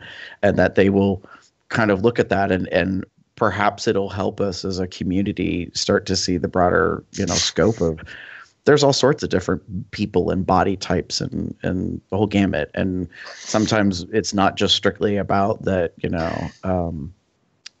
a cub is a young 22 to 28-year-old, slightly, thick-hipped, nerdy kid, that's one type, but it isn't all of them.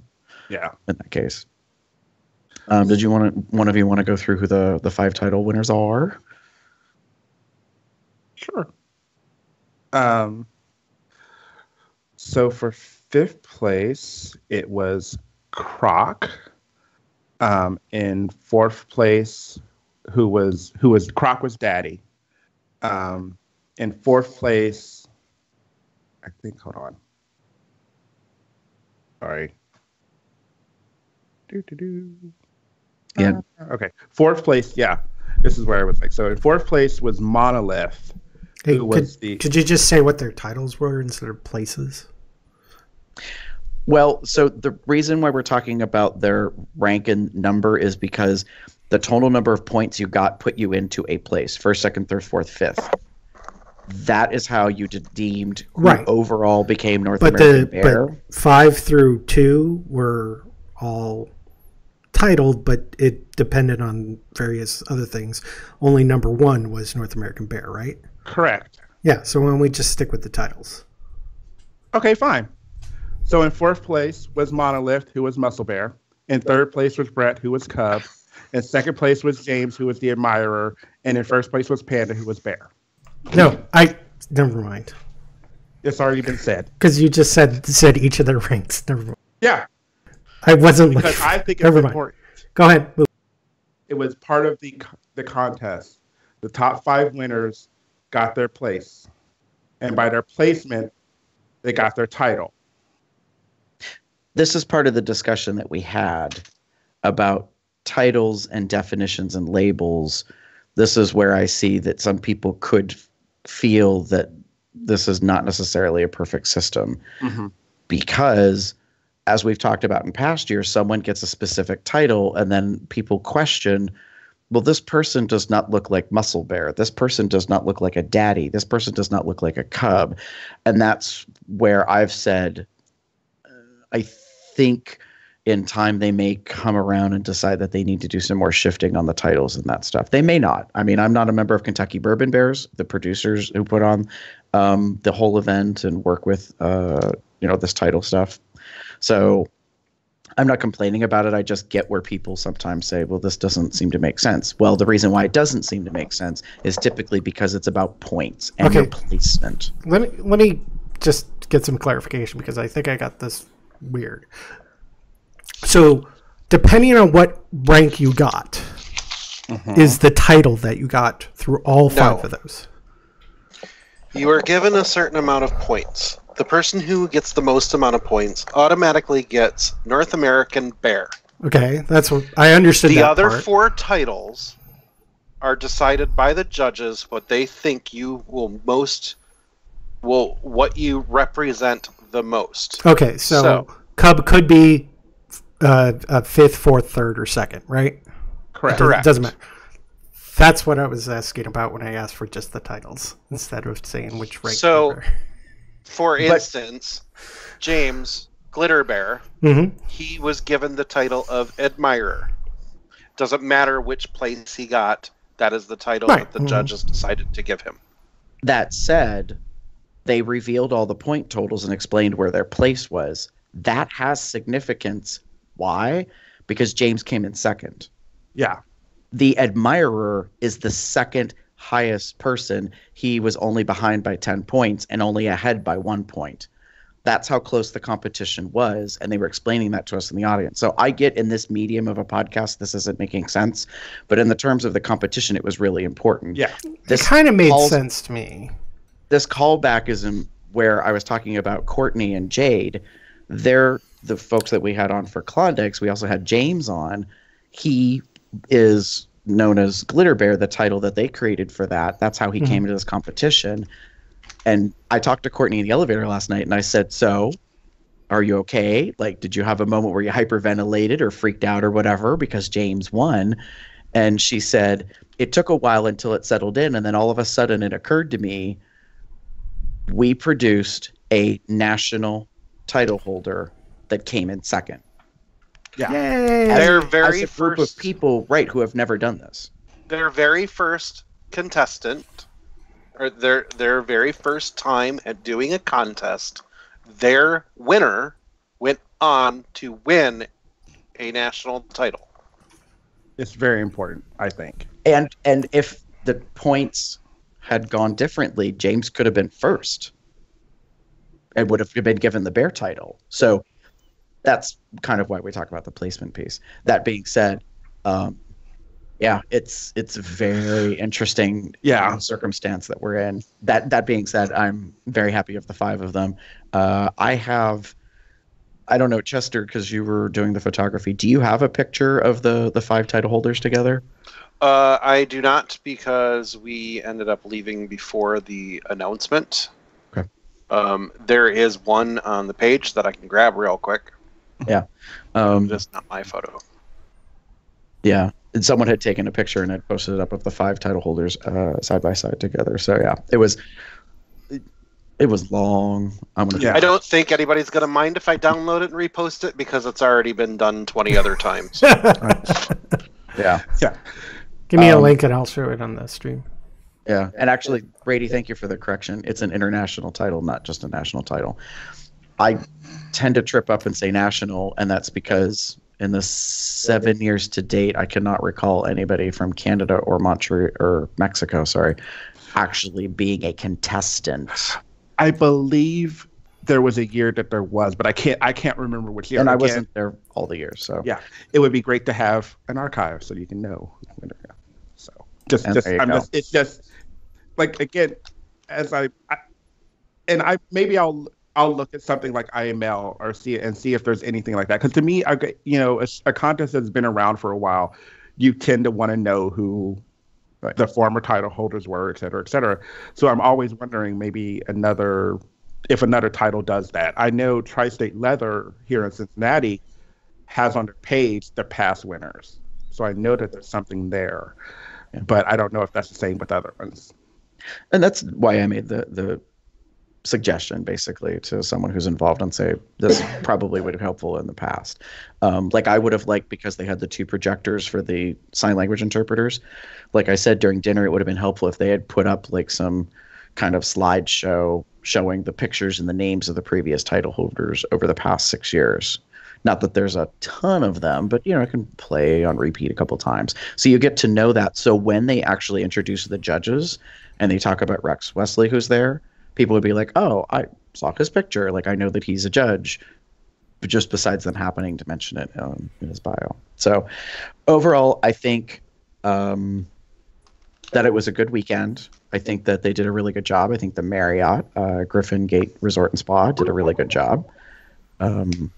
I don't know of much in terms of issues in terms of the hotel per se.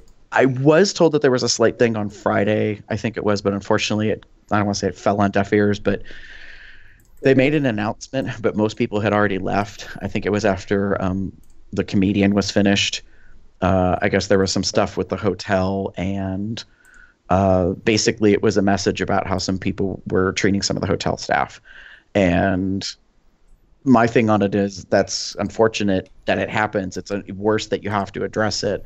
And it doesn't sound like it was the best delivery method. Like, a bunch of people had already left the ballroom. I was never even in the ballroom. So the only way I know is because my roommate was working security, volunteering at the door, and happened to hear it. So, it goes back to what we said earlier. Just because you're on vacation and you're around doesn't mean, you get to do whatever the hell you want for free reign. But that makes sense in that case. Good deal. Is there anything else that you guys want to say in terms of the weekend? Well, for me, a lot of the weekend was about, as I've mentioned about Midwest and some of the things the weekend was about connecting with people. This was one of the first times I was able to. There's a guy that I know that I've talked to many years and met through going to runs, particularly Midwest Bear Fest, and he's always talked to me, but we've never done anything, never really had a good conversation. And this was the first time in a long time that we ever had a moment where we could sit and talk, and he asked some questions about some things that he wanted to discuss. And I was really happy and really fortunate to have that conversation, because it solidified our friendship in a way that I hadn't been able to before. Mm-hmm. Like, we knew each other in passing. We would talk every once in a while. It was funny. It was cute, but it was never anything really like solid. And having that conversation with him was really important to me. And again, it's one of the things that I really enjoy about runs and events is that, yes, we talk about the community and blah, blah, blah, blah, blah. But that's one of the things that it is a community, and sometimes you have people that you only see at runs, and this is one of those people. And I was really glad that I had an opportunity to have this conversation with them, and it's because of North American Bear Weekend that I was able to do that. And I got the picture of the winners up on the stream. So, who is everybody here? What could you list them off left to right? I mean, left to right is Panda, James, Brett, Monolith, and Croc. A very handsome bunch. Yeah. So again, going left to right we'll have a link to the picture on the site for those that are listening. On the left is Panda, who won Bear, and then Admirer was James. North American Cub is Brett.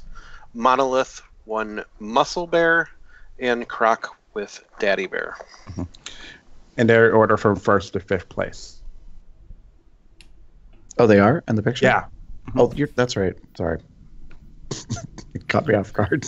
I don't know why. The one thing I do want to say is I think it's well represented, and I'm really excited about the coming year and what's going to be turning out, and what they're going to be doing. I also want to give recognition to AJ and the title holders that were stepping down.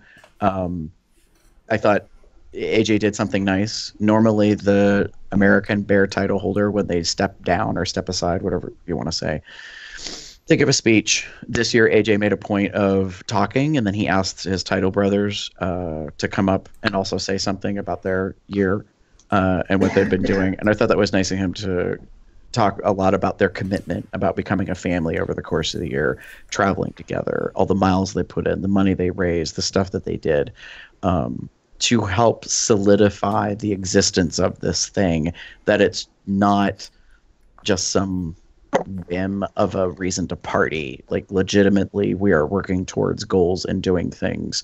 I also found it very interesting that the title 2017 group seemed to have a commitment collectively to the theme of we make the change.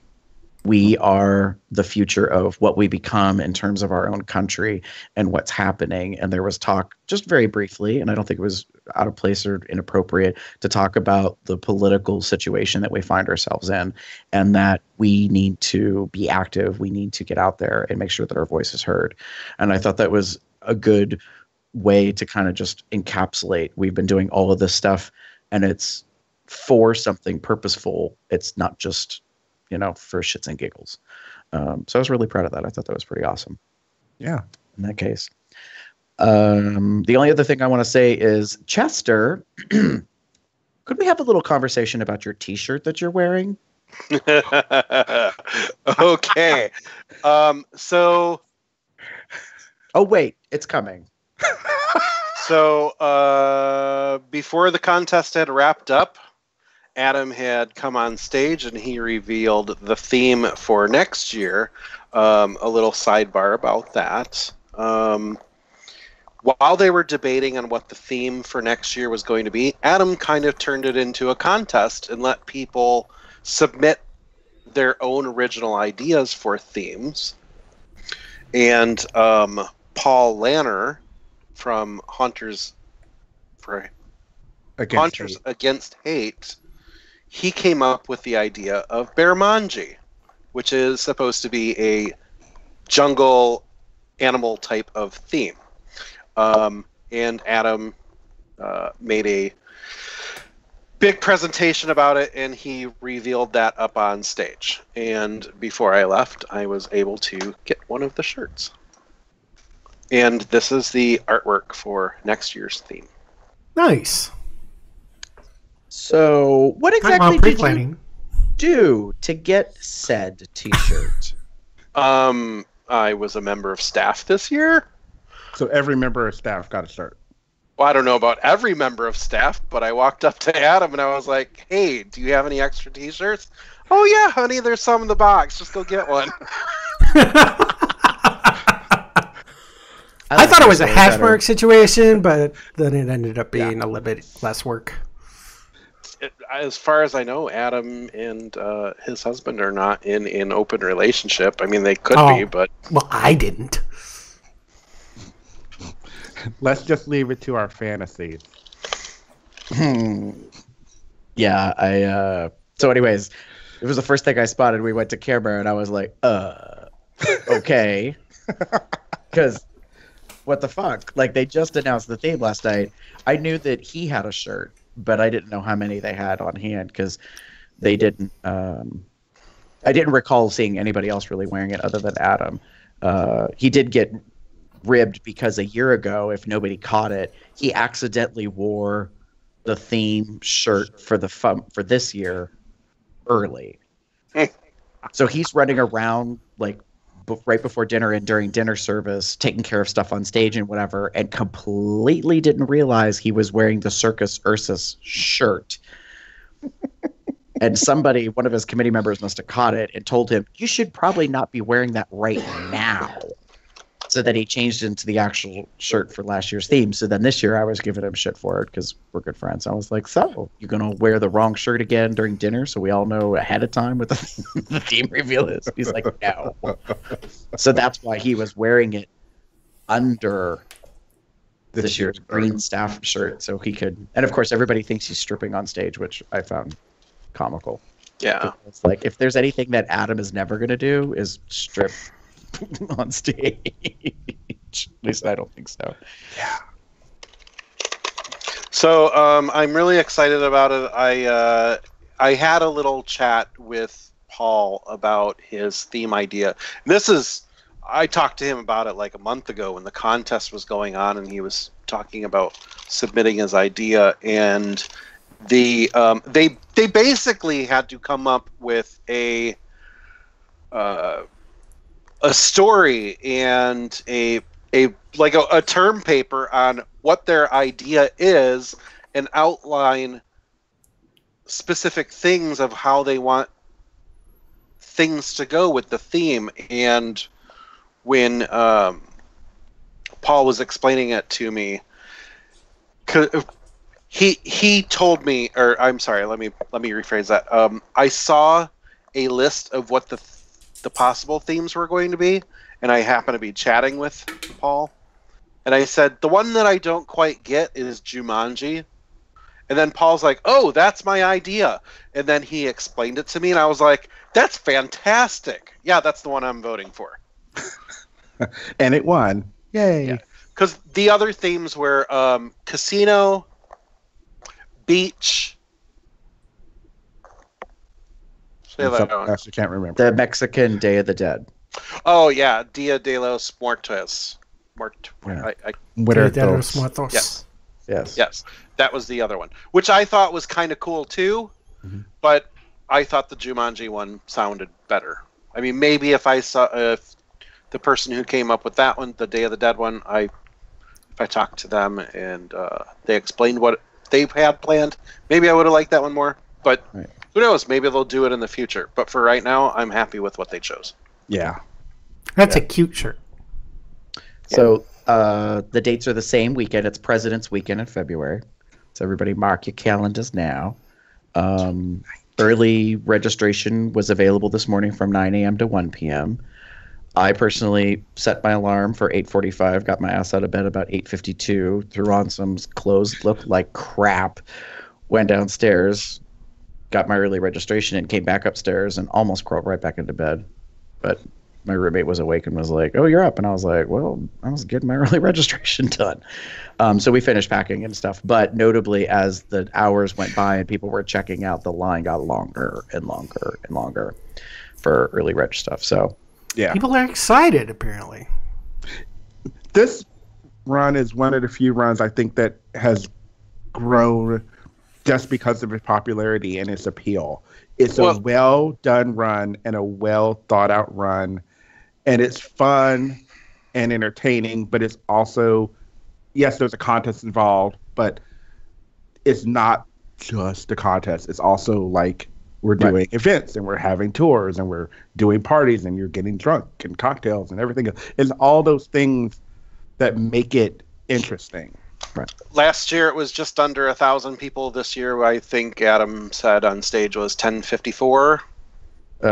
Last year was 906. This year was 1047. Yeah. 1047. I don't know where I got the 1054 from, but I knew it was something close to that. Yeah, no, it was a significant increase. But he said last year he presumed they were going to cross 1,000 threshold. And notably, last year the Marriott Host Hotel did not sell out, and this year it did. And then they overflowed to the Clarion that was next door. So they are at that stage. When you become popular, you have to start determining when do you stop growing, and either finding a new location or whatever the case may be. So I wish him the best of luck on that. Yeah. That said, are we ready to move into cool down topics? Mm-hmm. Sounds good.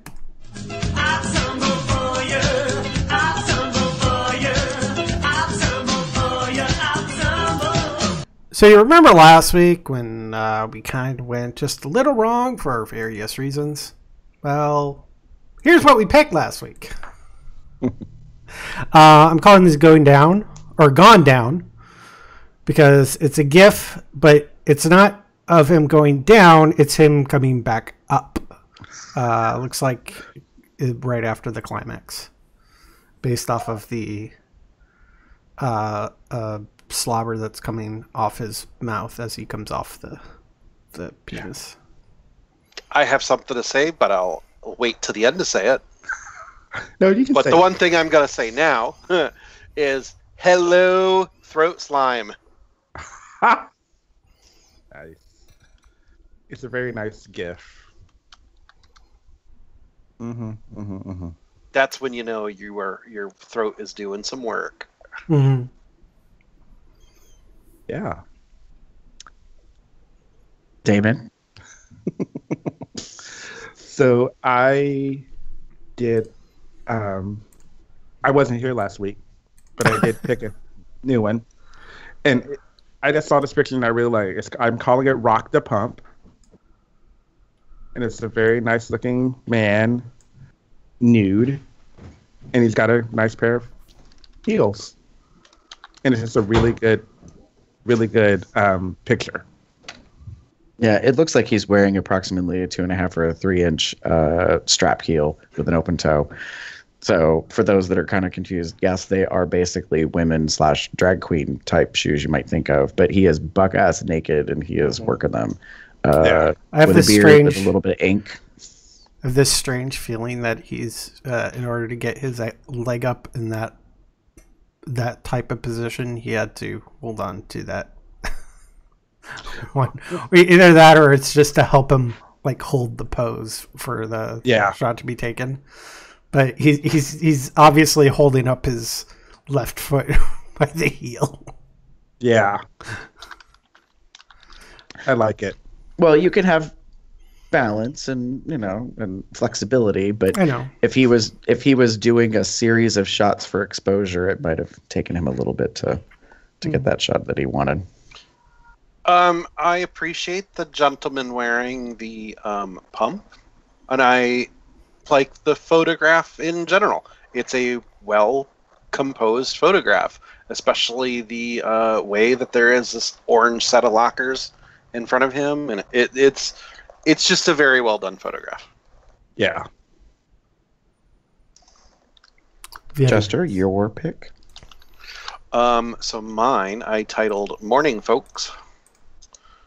And it is a gentleman who is, looks like he's just waking up, and he's standing in front of a window with the light pouring in, and it's lighting up his body in a really nice way. I like it. And he's thick all over in the chest, in the midriff, his thighs, butt. Yeah. He's a very handsome man. Mm-hmm. He is. Interestingly, it's an Instagram photo. Like it's on Tumblr, but when you click through, it'll take you to Instagram. So he's got that going for him. Very, very, very hot looking man. My pick from last week, which is now this week, I called the black and white flannel pipe bear because it is. It's not technically black and white, and it's not sepia. It's a kind of a grayscale, but it's more bluish. It's a gentleman with short cropped hair wearing a flannel shirt. It's just kind of a bust up image, but he's smoking a pipe, and there's a bunch of smoke, and I love it. Speaking of such things, part of this weekend was going to the Cigar 101 social that Tony did a little workshop at while it was at Bar Complex, and we were allowed to smoke while we were there. It was pretty fun. Yeah. I enjoyed it. You like the pipe? I'm going to own, it was funny because some people, I had, I guess, a little coming out because they didn't know. It was funny because actually someone who knows me that was there was sitting next to me, and they asked me a whole bunch of questions because they were really not surprised that at a cigar social someone is smoking pipe. In fact, I got 2 other people that complimented me on seeing that. But I've just known that as a former cigarette smoker in high school and then into early college, and I had quit, I just stayed away from anything having to do with smoking forever. And then in the past year, after we did the cigar show and that kind of stuff, and going to Claw and being at the ash party, so to speak, and that kind of stuff, I was like, I might want to take an interest in that. I watched a lot of videos on YouTube, read some stuff, paid attention, and then I ordered some stuff. And so my only downside is I haven't really smoked a whole lot, and that's because I don't have an outdoor area to go to. And it's been winter, and I don't feel like standing outside in the snow and freezing my ass off trying to smoke pipe. But so yeah, like I have a back patio area, but it's not covered, and it's not enclosed. But coming up, that should be a change. But it might be something that grows on me. We'll see how it goes. Nice. And I think we're ready for the links. Moving on to the links, I got 2 of them. One for this week and one that I found that I really, really, really, really, really want to share. So last week I was playing with my HomePod.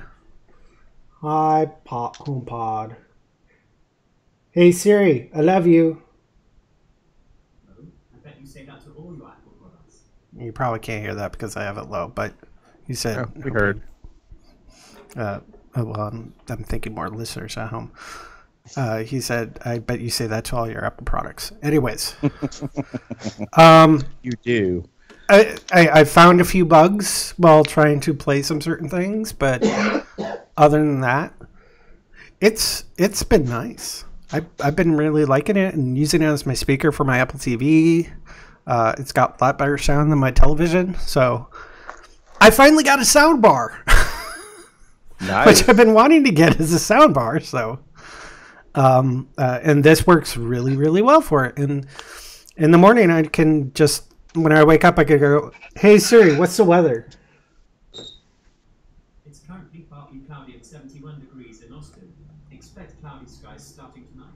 Temperatures are heading down from 71 degrees to 66 tonight. So I can get all that. Now for the fun part. I was actually watching some of the videos that Night Attack had, and they played this one teaser video for a new game called Beat Saber, where it's basically kind of like if you take Guitar Hero, but instead of using like instruments, you can almost say this is Dance Dance Revolution. Might be more to it. You use lightsabers, so it's a VR game. And it plays some music, and you see these things coming towards you, and they have some sort of symbol on it. Like it'll have a down point red and a down point blue. And your goal is to the beat, because it's going to reach you when that beat comes up. You slash it in the right direction based off of your the color of the lightsaber, because you got a red one and a blue one. And for the teaser, they've got this song by Yaroslav Beck called $100 Bills. It's an EDM-ish type track. and it's just watching this person play it. It's freaking amazing.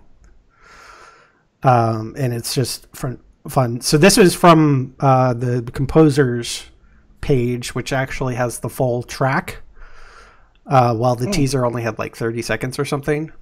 But it has a watching, and it's like, I have no idea how anybody can do that, because there's like, you do down, you do up, you do down, down, down, down, up, up, up, and then you have to /2 to the right, 2 to the left, and then they have these walls that you're supposed to just kind of like cut through as it goes past, and it's freaking amazing. Damn. So It's just timing and coordination. I used to be able to dance on 2 DDR pads at the same time. yeah, exactly. I don't can't have that do it coordination. anymore. I'm like, to me, it's impressive because there's no way in hell I'd be able to do that, and it's just amazing. So think about doing this in VR, and making sure you do the right direction of slashes and coordinating with each of your hands. So it's you could kind of think of it as kind of like a drum beat sort of thing. But when you have to do, while drum beats are more of down on the beat, you sometimes have to slash upwards or to the right or to the left. So, and it's all hand motion. And in VR, yes, Chuck, this is a VR game. So, any bears who end up getting this game, if it ever goes on, I don't know what the status of Beat Saber is, but if anybody plays it, I would love to see him playing it. That'd be pretty freaking cool. And hopefully someone who does it amazingly well and is like a big chubby bear. That'd be even better. Naked would even be better, but that's another matter altogether. Moving on. Chester? So mine is a link to the Norwegian curling team. They were sponsored by a underwear company called Comfy Balls. And they were tasked with the challenge of put your pants on while you're standing on ice, but you can't use your hands. So it is the 4 of them moving and shaking and contorting their body in such a way to get their pants pulled up. And there is a gentleman in the video who I think is really, really handsome. And a lot of it just has to do with the way he's moving, and you get to see their bulges bouncing around, and he's just really handsome. And so is he also the one in the red? No, it's actually the one in the orange that I like the most. And I think it's because he reminds me of my friend Ewan, who lives in Scotland. Oh, except Ewan is a redhead, but they look very similar. Oh. I saw this video the other day, and I thought it was hilarious, and I love the way that they're kind of like. It's a lot of strength to get that up and core. Ooh. I like the part when they have to get past their like butts and what have you. Yeah. So it's a really fun video. It's just fun overall. It's fun and like happy to watch. And they picked a really good song to play with it. It's a song I've never heard before, but it fits very well with what they're doing. I like how they do it in slow-mo for a couple of them. It's like they go into bullet time or something. Gary, what do you got? This is not necessarily meant to be sort of a repeat of stuff from before, but for those of you that may not be aware, on YouTube there is a channel called Geek and Sundry, which is a production company that's been put together via Will Wheaton, Star Trek Next Generation grouping, Felicia Day, who's done a good number of things, as well as Chris Hardwick. They collectively are best buddies, and they've started a couple of companies, and I think it's Felicia and Will primarily. Or together, just the two of them have Geek and Sundry. It was Felicia primarily, and she brought Will on when and got him to do tabletop. Oh, cool. So this is not tabletop. This is something they did, I think, last year. They did a series of like 8 or 9 particular shows in which it's escape rooms. So this link is to the playlist if you want to watch all of them. They're approximately a half an hour long, I think. It's really fun. It's some people that are in like celebrities, but also some other folks who work like, in the kind of, for lack of a better reference, like, nerd community. And I got addicted. I just basically binged them all in one night. But it was very fun because I've never technically done an escape room, but I'm familiar with the idea. And then watching it really got me thinking because we had them available last year at our event, and we're going to have them again this year. So if you're interested, it's kind of cool. It's fun to watch basically these people go into these spaces and all the cameras that are watching them, and whether or not they ask for help and try to get the clues, and whether or not they actually win. Spoiler, they don't always escape. If you ever wanted to, if you've never actually seen an escape room and want to know what an escape room really is like, here you go.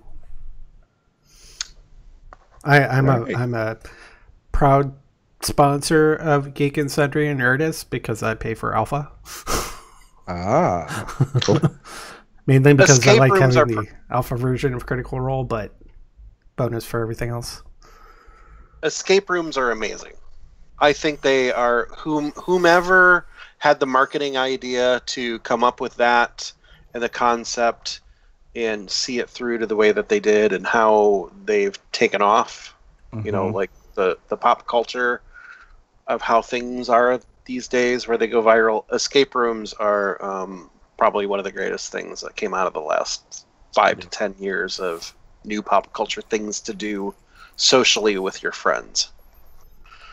I know that when I go to bear runs, if I'm looking for things to do to fill up my time, I'll grab some of my friends and go to an escape room. When Damon was down in Columbus for his birthday and I visited around the same time, we went to an escape room then. When it was Dana and I's birthday just a couple months ago, that's what I wanted to do, and we agreed, yeah, that sounds like a good idea. Let's get people together. We'll go to an escape room. So, yeah. They're fun times. Nice. And guess what, folks? That's the end. Oh. There's plenty of ways to contact us. Pop over to our website, cubsoutloud.com. Shoot us an email at cubsoutloud@gmail.com. Leave us voicemail, sexy or otherwise, at 361-COL-TALK. That's 361-265-8255. You can follow us on Instagram, Facebook, Tumblr, Twitter, Google+, and YouTube at Cubs Out Loud in the appropriate place of the URL. Join us in our Telegram chat group where we might be writing the next Daddy's Day storyline. Will it be incest? I don't know. It's at tinyurl.com/telegram-col. Please join us on the Bear Underground, the official Bear website of Cubs Out Loud, and is also one of the people who are at North American Bear as a vendor. And actually, Alti got a military hat from them. Sweet. It's cute. He looks adorable with it. You can rate us on iTunes, subscribe to us to Google Play Podcast, give us the thumbs up on Stitcher Radio. You can find me anywhere on the internet as BoxTep, Box Puppy, Box Cub, Box something or other. I am Theater Cub 79 on Bear 401, Bear Underground, etc., etc., etc. Or you can find me as pup_Umbra on Twitter. You can find me on Tumblr or Twitter under the name of the Pup Up There, or various beer dating sites across that under the name Pup Shutter or Cupcake76. If you would like to get in touch with me in social media or online, you can pretty much find me anywhere as Gerber73. That's GARBER73. And with that, say good night, everybody! Good night, everyone! Good night, all. Have a good one, y'all.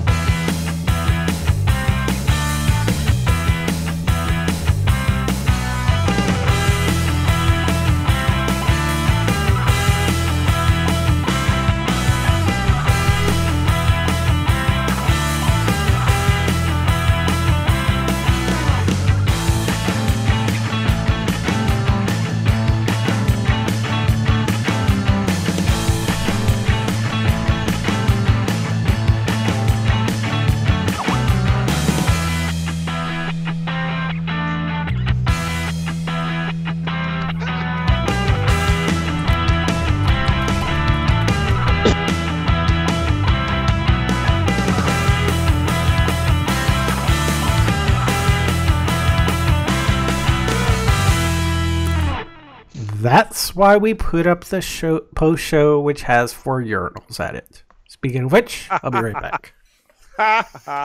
All right, I need to go. I've got lots and lots of stuff that I need to get done. Okay. Bye, hon. Bye.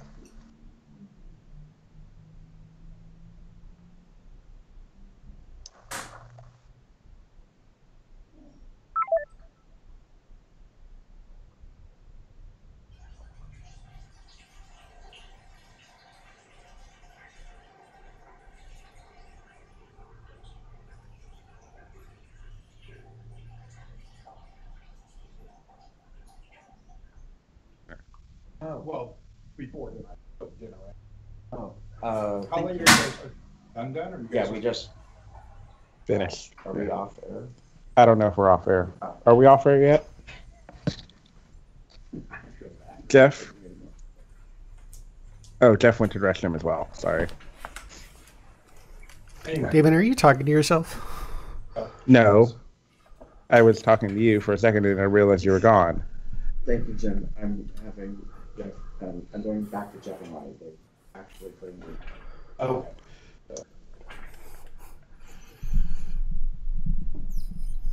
Well, everybody's sticking around for the post show. This is not a very fun Yeah. one, so I'm going to stop streaming. Okay.